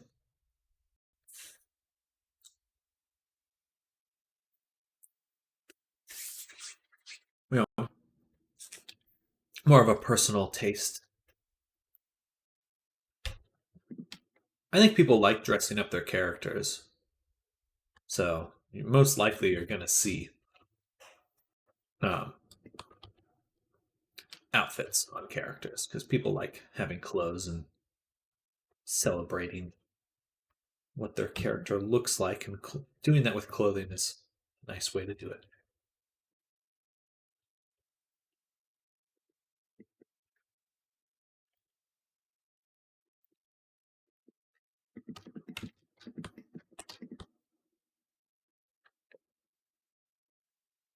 I don't think this character has a belly button.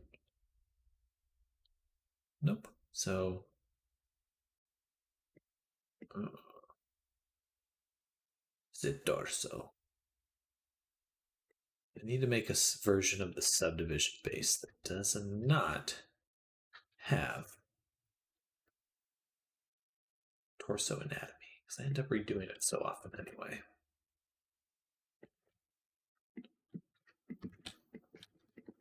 But we'll leave it alone for now. And then for the arm, oh, let's hide that one. Hide that one. Oh, where's mine? Okay, perfect. So we'll definitely want to make the arms thicker. In fact, to do that properly, I'm going to go ahead and just separate the hand because I don't want to inflict incorrectly. So we'll do this, S to scale it up, and then Alt S to thicken it.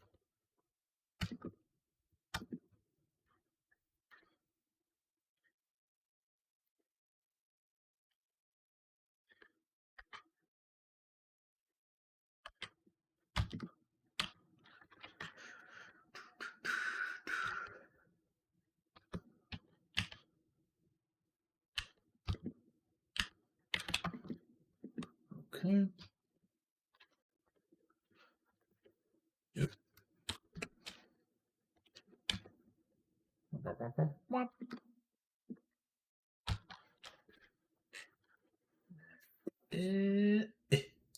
about there.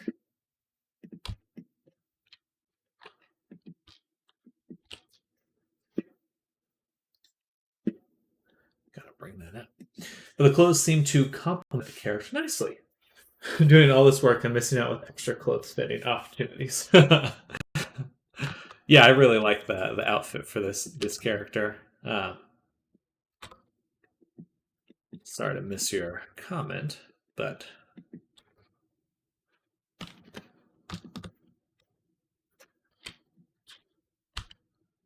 I think it's like I have a I imagine that I don't know, but I would imagine that that question comes up often within furry communities. Like, is a furry character naked with no clothes? I don't know. I could see how it could be argued either way.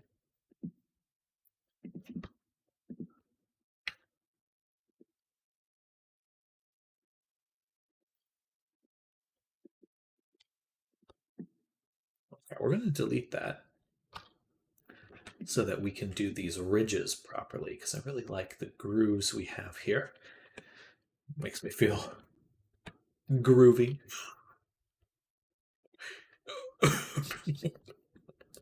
um, so we're going to do that. And there are 1, 2, 3, 4, 5, 6 grooves. So we got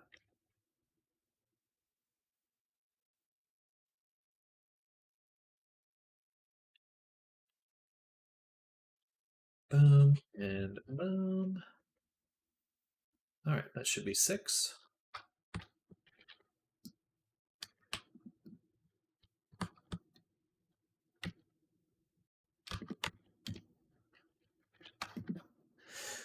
No problem. You need to work on the art first. Not focus on the intensive parts, but doing repeat works provide opportunity to catch up on and answer questions. Exactly. Exactly. Kind of a balance. Mm, mm. Yummy. I got some blueberries. Some of them are a little tart. Uh-oh. Trouble has arrived. My cat's here. And she's ready to yell. Lux, what are you doing?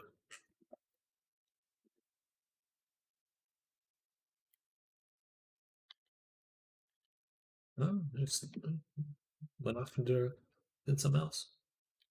Alright, so this needs to be here. Meow. Meow. Come here. Okay, I know what she wants. I'll be right back. You want the window open?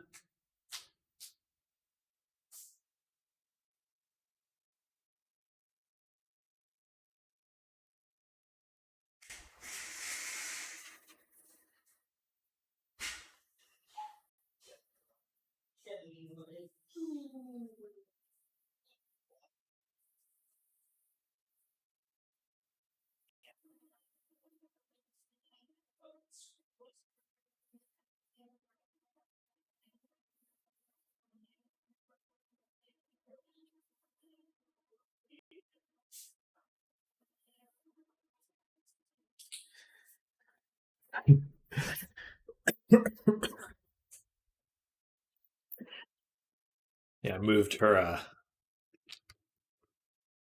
chair right next to the slider, so she just sits there and looks out the window all day. I think she loves it.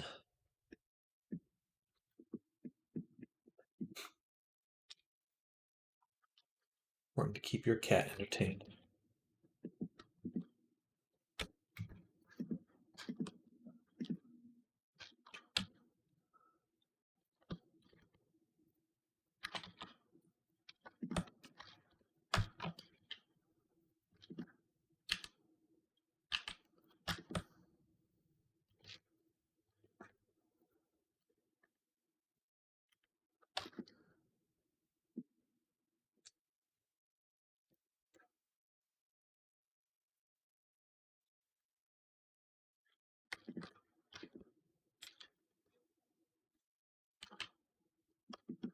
All right.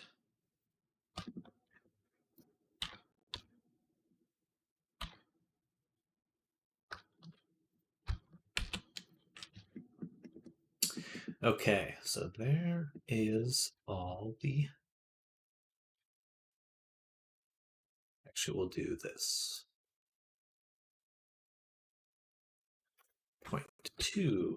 Little cat doesn't even need to call for attention. Chat does it for cat. She's meowing a little bit, but I think it's hard for it to pick up on the camera.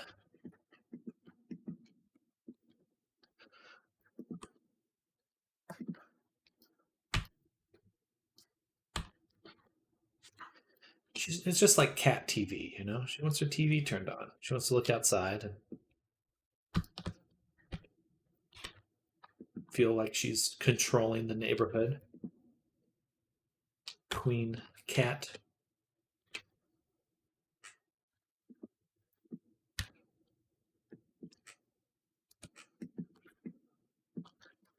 All right, so the tail we need to start thinking about. Usually I do that one.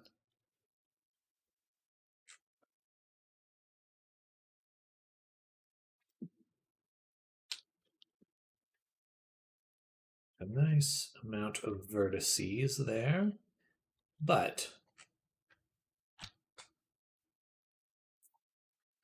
the tail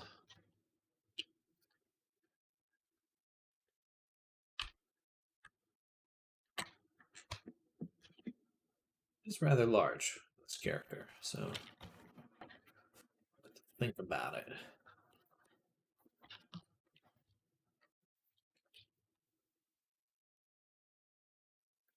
Also, for the butt, I've come to the conclusion that I prefer it to be filled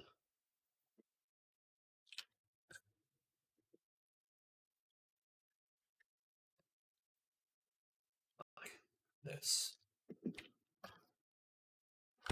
It just gives the butt a nicer look. More of a realistic topology. And that's important.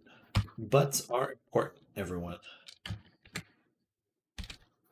Just in case you didn't know.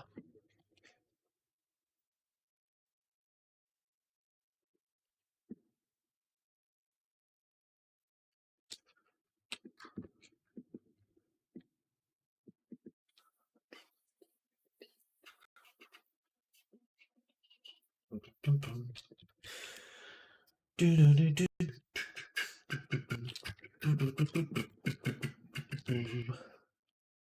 going to dissolve.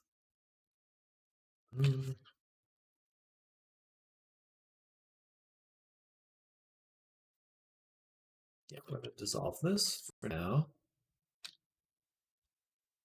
And maybe not. If I do this, then I can loop up around. That's more useful. I guess we just do another cut here. But,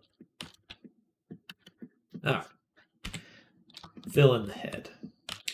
But now we need to think about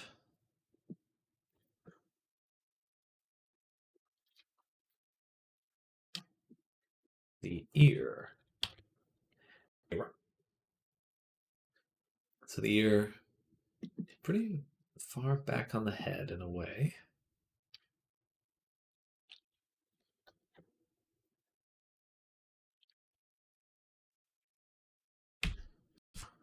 Bam.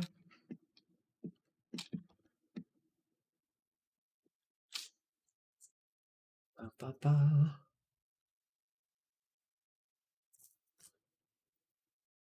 Mm.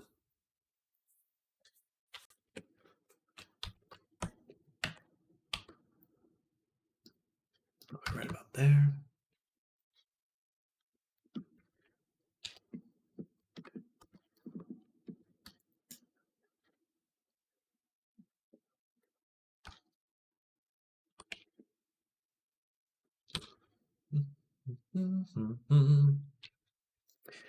This way instead. Boom. Cap it there.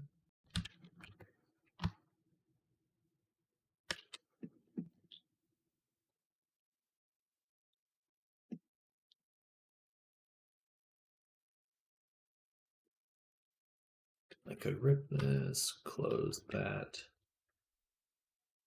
then have room for one more fill on the back of the head. This is going to be covered by hair. I'm not too concerned. It's making it perfect.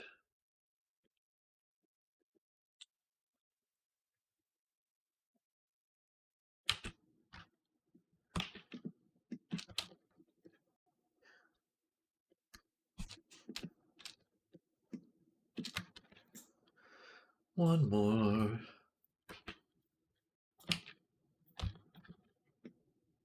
All right.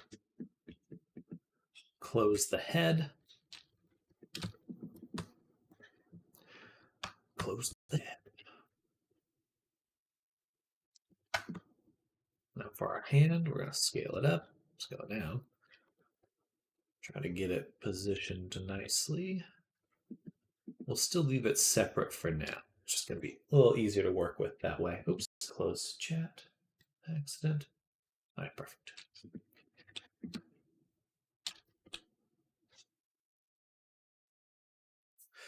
Dun dun dun dun dun dun dun dun dun dun dun dun dun dun dun. Oops.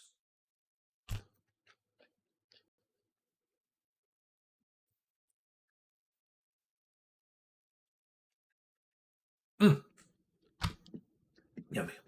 And background on this character. Well, it's a client's character.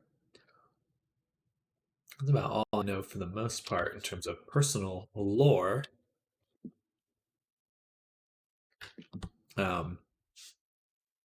It's a dragon character. I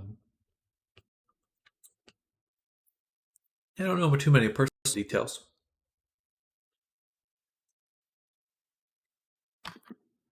It's cool, or he's cool.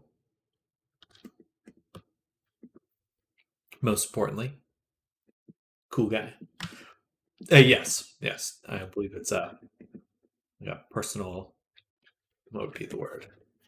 Account character.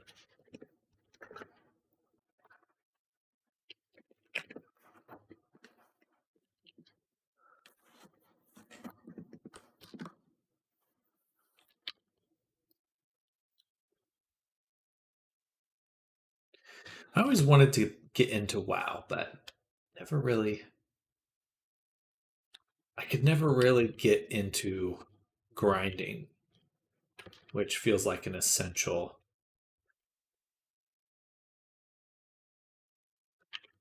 uh, aspect of MMOs. You know, like you can't really grind, or if you don't enjoy grinding, then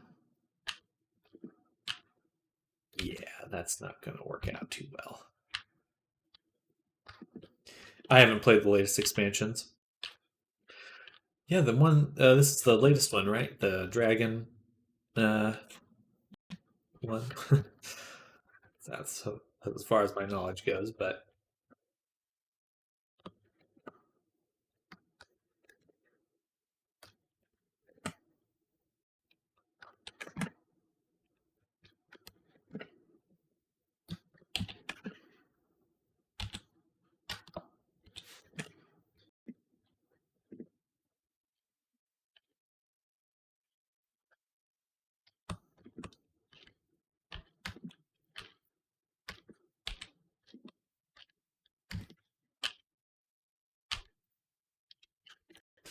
it's kind of a grindy game for a while. It is fun in itself. Most people play for the end game.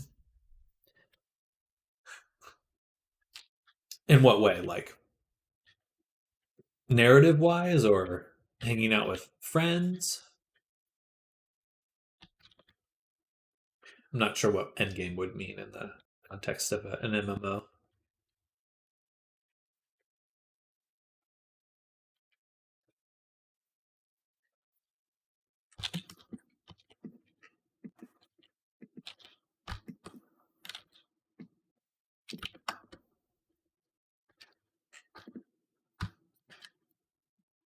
Usually big raids trying to defeat a big boss with 20, 40 players. Gotcha, gotcha.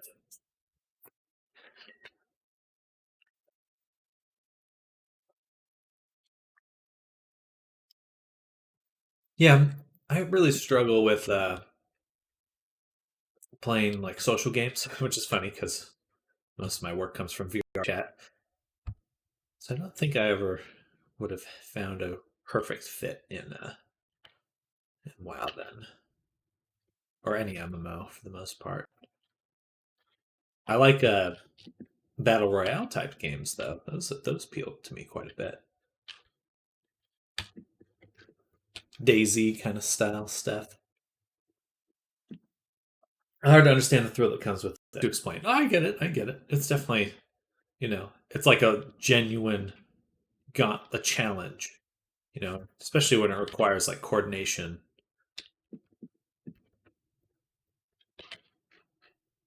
That's that's its own thing.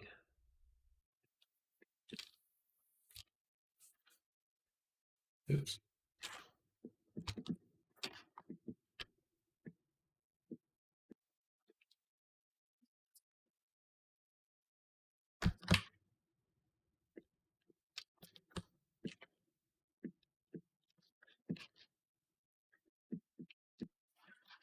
I think more my difficulty with MMOs doesn't come from disliking them. It's just a struggle with attention span. Like I just like quick and like very skill in the sense of reflex uh, based games. That's like that appeals to me quite a bit.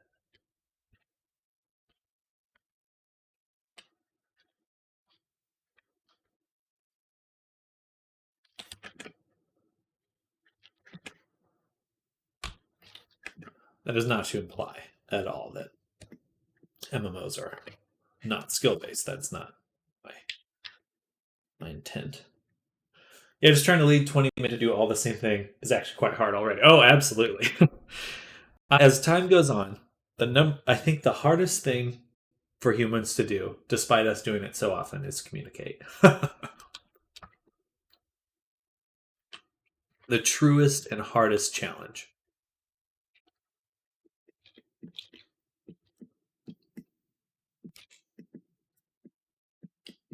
I understand why you're doing this then. It's pretty cool to see you work so fast. Thank you. Thanks so much. Yeah, it feels good to have gotten my processes in a spot where I can move pretty quick.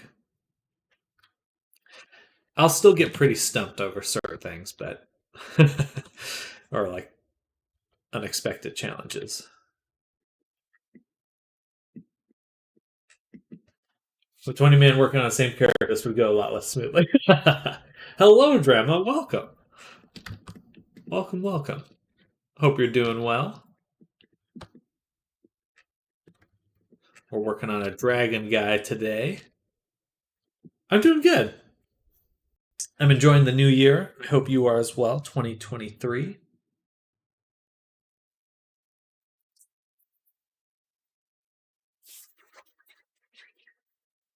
Going to be a lot of commissions this year.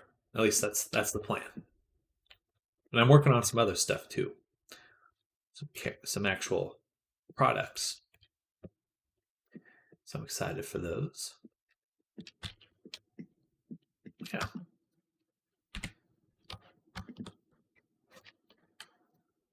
Hope you're doing well. You and your family and just chilling.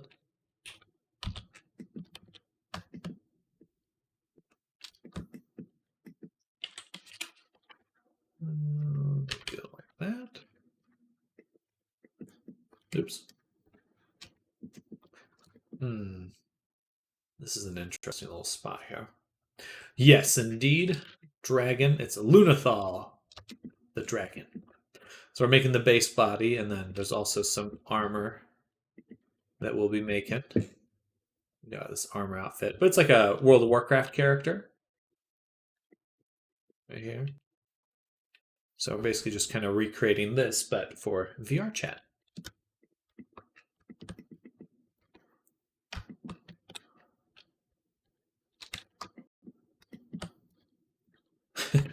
These screenshots make me laugh. Yeah.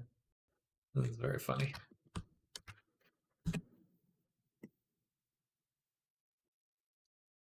Oh, excuse me. All right, so we do have to think about the horns. So we'll delete that one. And just kind of move things over. An evil Digimon.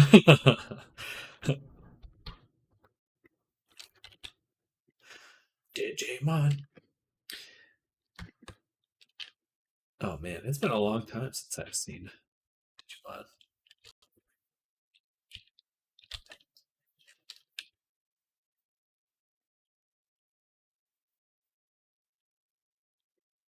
Oops.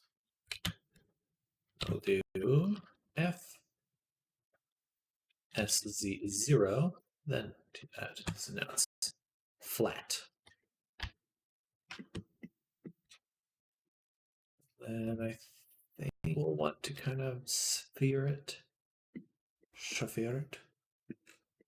like that.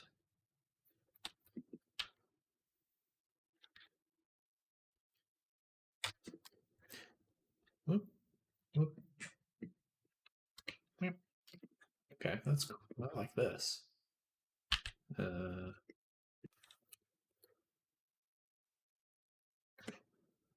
of like that.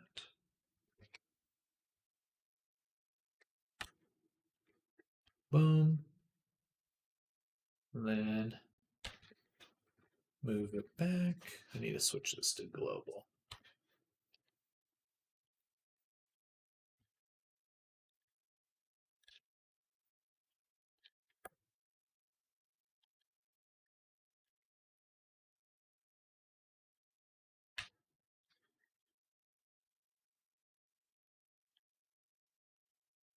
Boom.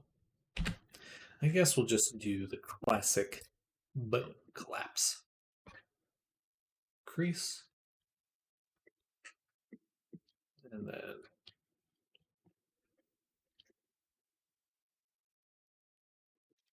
basically kind of like this.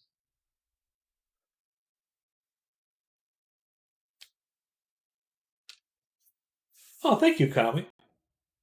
We're not out of the woods yet, but but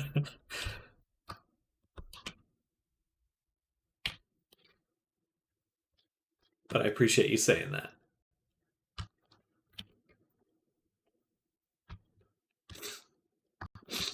Oh, excuse me. I'm so sniffly right now.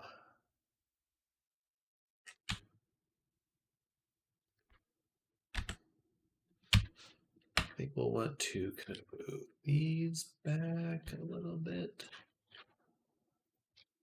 That matches the shape a little bit more, but I feel that they may be bigger than I intend. So it's an interesting challenge because This design is a little bit different than the WoW design, so I kind of have to just keep that in mind and balance it accordingly.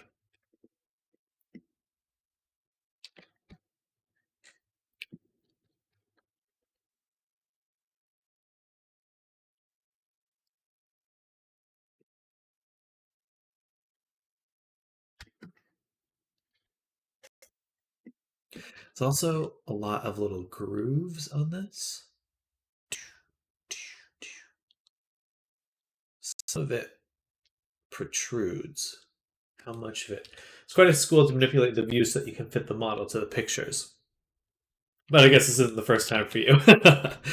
Yeah, the flipping it's I've always found that if you can it's like if you can think about it how the move you want to make as a flat perspective from one side is a lot easier. I think the biggest challenge with 3D work is learning how to view things, to see things in 3D. Because, like, how to move your view around, how to know what direction moving things will actually look like. Anyway, but thank you. I appreciate you saying that.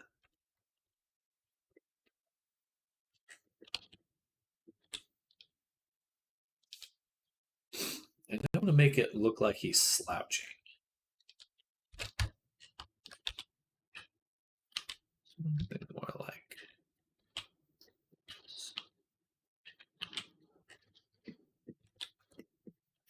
the bottom. Bring that out.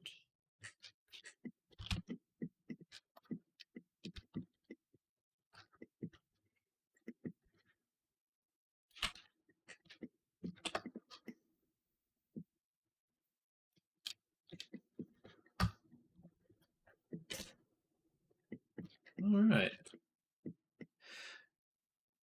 Pretty good. Pretty good. Pretty good.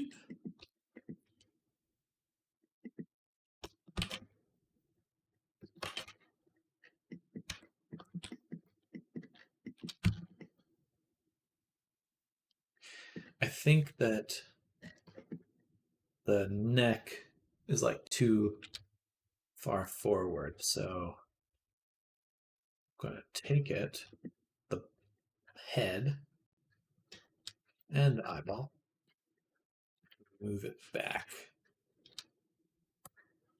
We'll do that with a sharp. So kind of get it in a nicer position.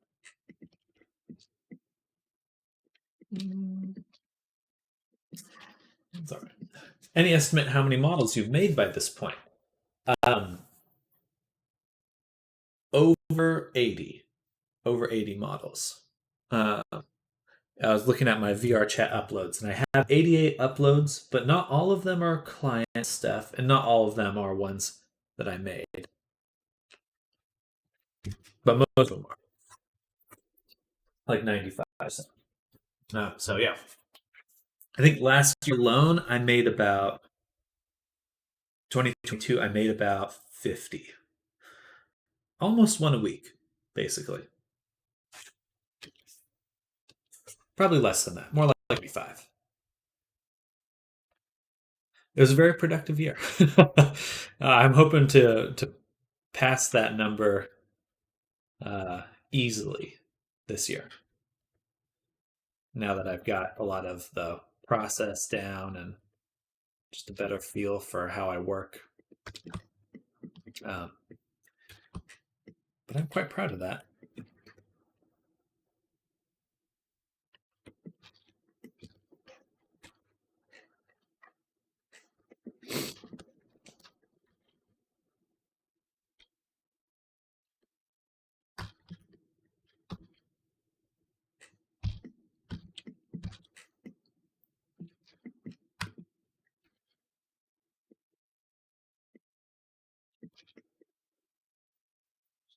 And I have this. I mean, that's just kind of counting the ones I uploaded to VR chat. I've made more models than that, um, in terms of 3D models, but in terms of avatars, um, that's right. Excuse me.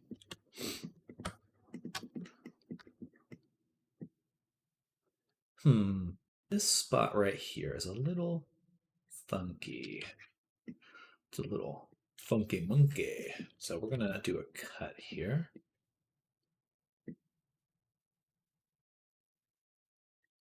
And fill right here.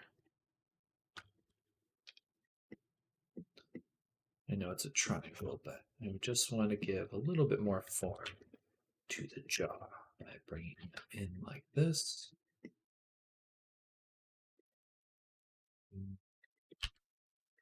Like that.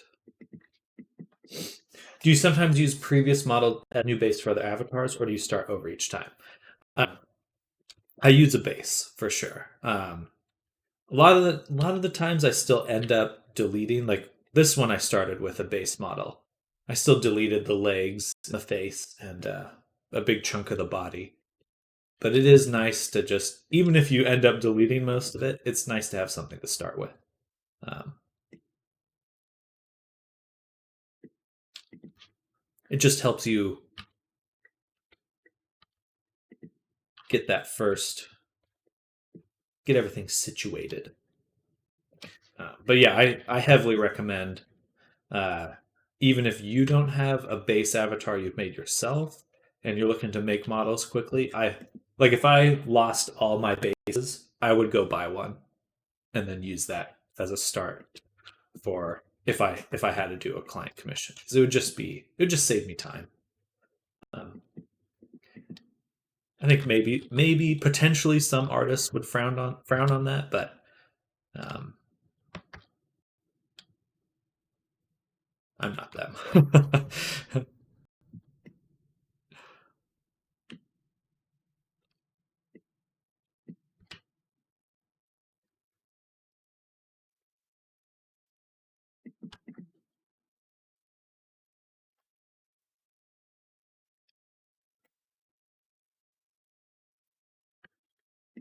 There's still so much that you have to do manually, even if you're working with a base. That yeah, it's just a time saver. Well, but would you use maybe this character based on a new character done for a different client? I can imagine it could save time. Oh, absolutely. Yes, I do take bits and pieces from other characters, and like if I have a persona and they have similar feet, like for this character, I may go get one of the persona feet because they have these four toes arranged like this with claws. Like I would go take that from another previous client character. I don't know if it's frowned upon by previous clients. I don't think so. Because there's still it's just still just a starting point. It's not like a one for one thing. Um, I think people would frown upon it if you like if you didn't do anything with it. You just took it and copy and pasted it. But I think with this kind of stuff, you still have to do so much customizing that it's really just to save you a bit of time, not to just be finished. But yes, I do take pieces from other clients' work, previous clients' work, my work for previous clients.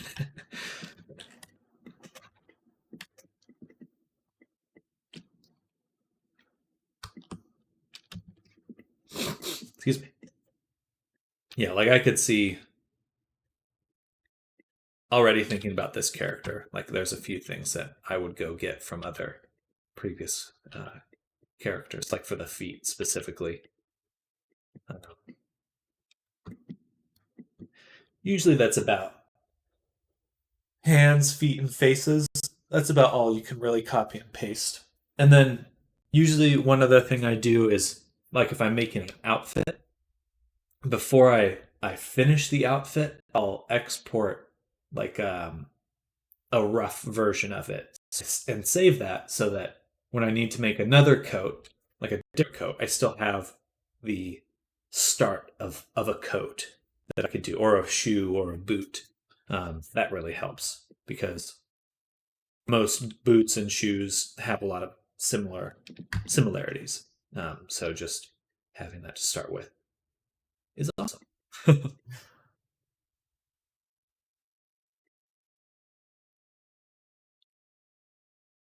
All right, so we're gonna make this little extrusion here, this little triangular bit we have here. We'll do one, two. So from here to there. Okay. It's basically like this and this. It's pretty interesting just to hear about the process behind it. Good. Yeah, I'll be the 3D Bob Ross, VR chat Bob Ross.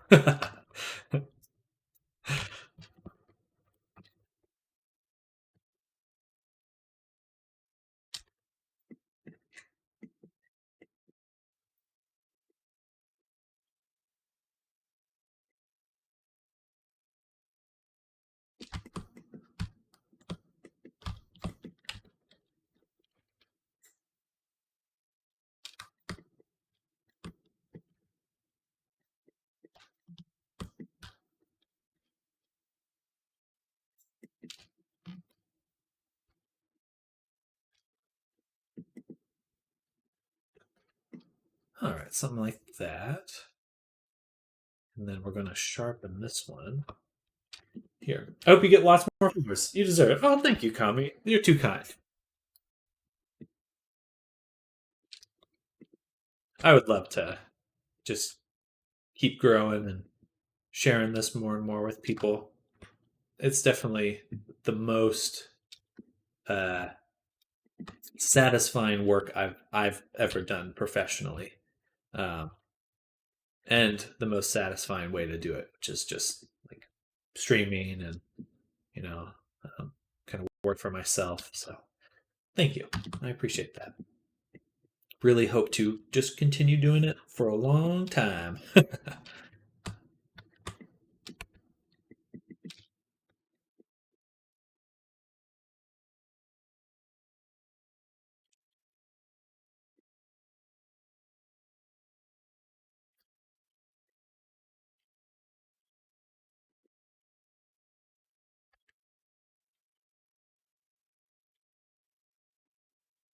This part's a little interesting.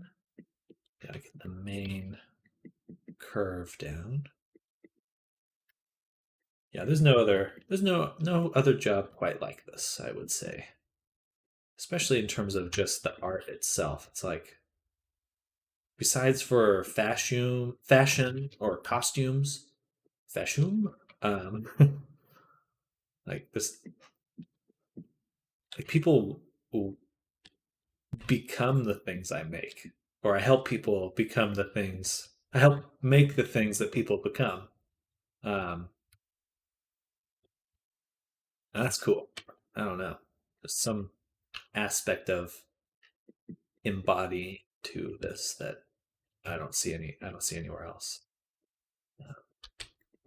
Maybe besides like a furry convention.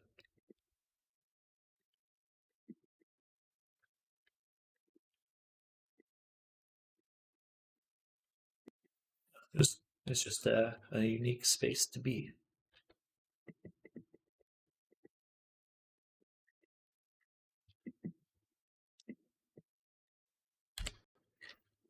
All right, I'll probably need to do one more cut here. Not quite sure how I'll do that just yet. Have you seen some of their, I don't know what to call it, cosplay in VR chat? Um, for personas? Oh, absolutely. I would say that furries are the probably the biggest community in VR chat. Um, but yeah, I mean, some of the stuff that I've seen made is pretty mind blowing. Like just the thought and the technique all coming together. It's pretty inspiring, honestly.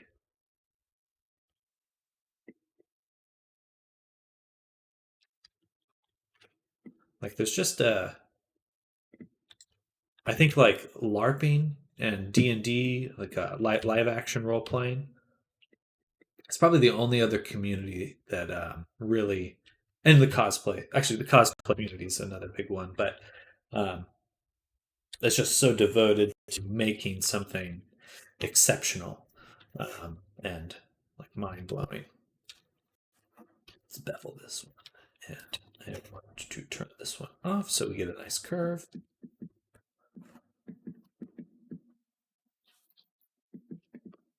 you know what? I'm just gonna go ahead and put my cursor here, delete that, and we're gonna make a circle here.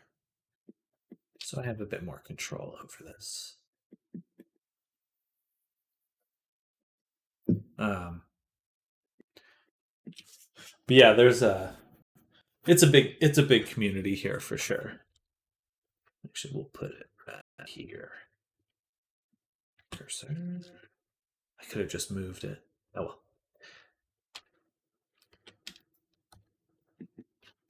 well. Honestly, it's a little bit more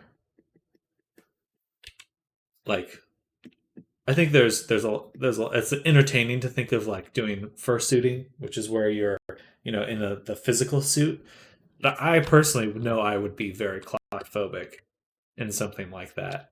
I imagine that VR chat's like a nice compromise where you can just do a similar thing, but a little less expensive, and you're not in a big suit. Is there any streamer or somewhat famous slash infamous VR chatter that you made an avatar for? There's definitely a lot of people that already use that are already streaming and stuff. I wouldn't say that there's one that's like in like a popular like already has like 100,000 followers or anything like that. Not a big streamer, but a lot of people are already streaming, and they have audiences and chats and stuff that are quite active, which is super cool. And it's cool to like connect with people that are streaming. Kind of it's a I get to be in both spaces at once, VR chat and uh,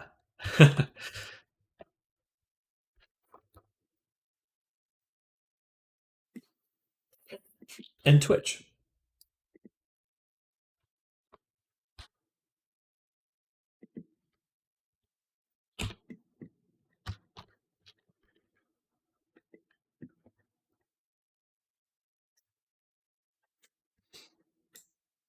But there are people, that fame on the internet is such an odd thing because you can be somewhat well known in one space and then completely anonymous or unheard of in another space. Um, anyway, hopefully I'll get some, you know, maybe if Shroud needs an avatar or something. So Shroud's looking for his furry uh, virtual Sona. I'll be there for you, Shroud. Let me know. Doctor Disrespect, the Catboy version.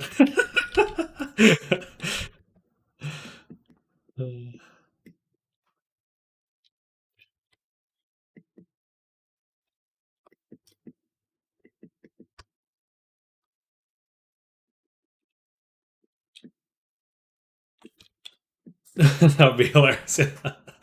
I've definitely seen some Doctor Disrespect on VR chat, but or just the avatars of him, but uh, to actually work for a famous streamer would also be very very fun. I certainly think that VR and streaming are going to have a very very close connection to each other as time goes forward. Like I only see that getting bigger. It may not be VR chat per se, but I do think that it's going to happen for sure. Where I don't know, some famous someone famous is going to make bigger moves into the VR chat space or VR space. Like, I don't know. Can't think of a good example. It sure seems like it. Sure seems like it. I just saw Code Miko, and she's using something that I thought was super interesting. Basically, like she's in VR, and then all her chat are little like characters walking around in the world, and she can pick them up and like throw them and stuff. And I was like, just that level of interactivity, like VR chat's going to be a huge enabler of that, exactly that kind of stuff. And then Gator is a big one that's in VR all the time, and most of his content comes from VR chat and VR.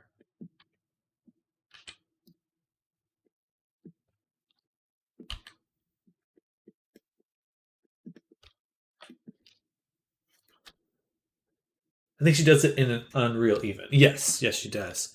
Um, and yeah, Unreal. Yeah, I'm interested to see as a company where what Unreal does more and more with VR because clearly they have the metaverse on their mind with Fortnite, all that kind of stuff. They have huge concerts. It's like they're thinking about that kind of stuff for sure, as I'm sure Unity is too. But Unity's Unity's a funny company.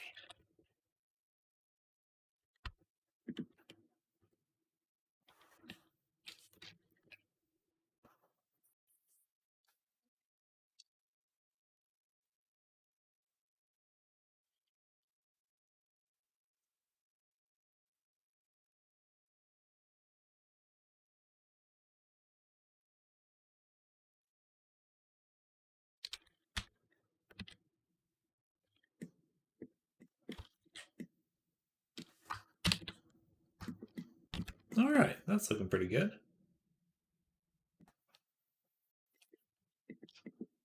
So there is one more little thing, ching, and then I'll probably do the rest as just texture. Oh, and then the little one up top too.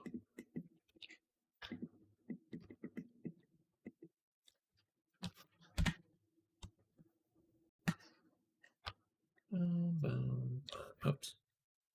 Oh goodness. There.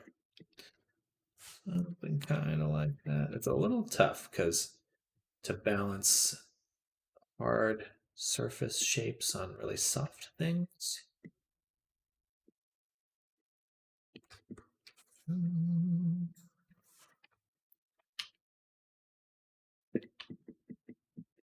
Ooh, it's already 12? Okay. I will be going on lunch in just a second. Need to get my workout in for the day and then eat, consume food. But we're gonna do this little chunk and then we'll stop. A little piercing up here, this, and then that we'll call it for lunch. I'm getting hungry. Hungry. Um,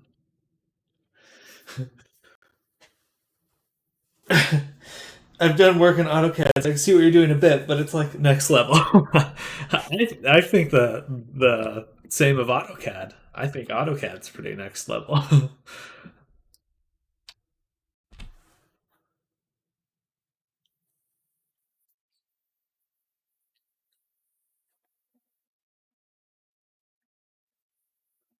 I've done like one or two things with an AutoCAD like program. I think it was Fusion. Um, I just felt so lost. Give me polygons any day.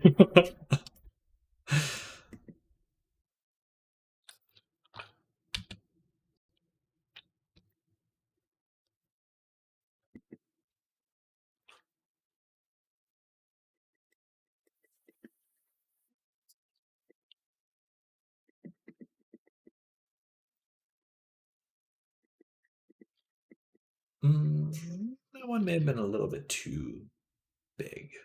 Hmm. That's okay. We can just scoot this back. Bring this up a little.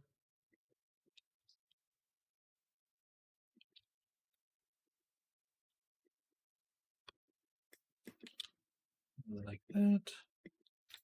Shrink. I feel AutoCAD is way more geometric shapes compared to this more free-flowing art shaping. It's just really nice to see. Oh, thank you. Um, yeah, there's definitely it definitely lends itself to more like engineering type stuff, AutoCAD. Um, but just some of the things you can do where it's just like, oh yeah, these shapes just work. Like you just cut this shape out of that shape. It's like, wow. Like the polygon modeling stuff. It's like sometimes you just it feels like you have to be a little too exact.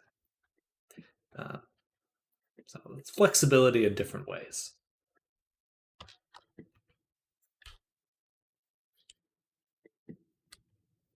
Bam. All right, look at that. Look, he looks like he's feeling.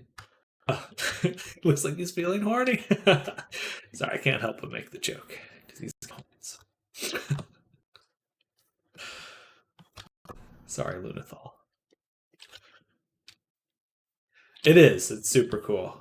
There's really it's they have like some Boolean operations in Blender, but it's not the same. Oh, let's go. I'm also selecting that.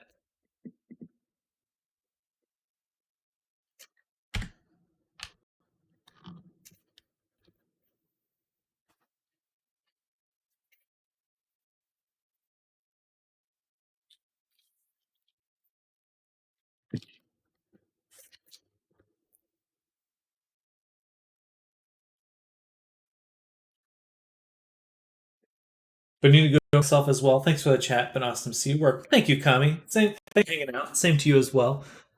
Wish you well with your work and stuff. And hope you have a great rest of your day.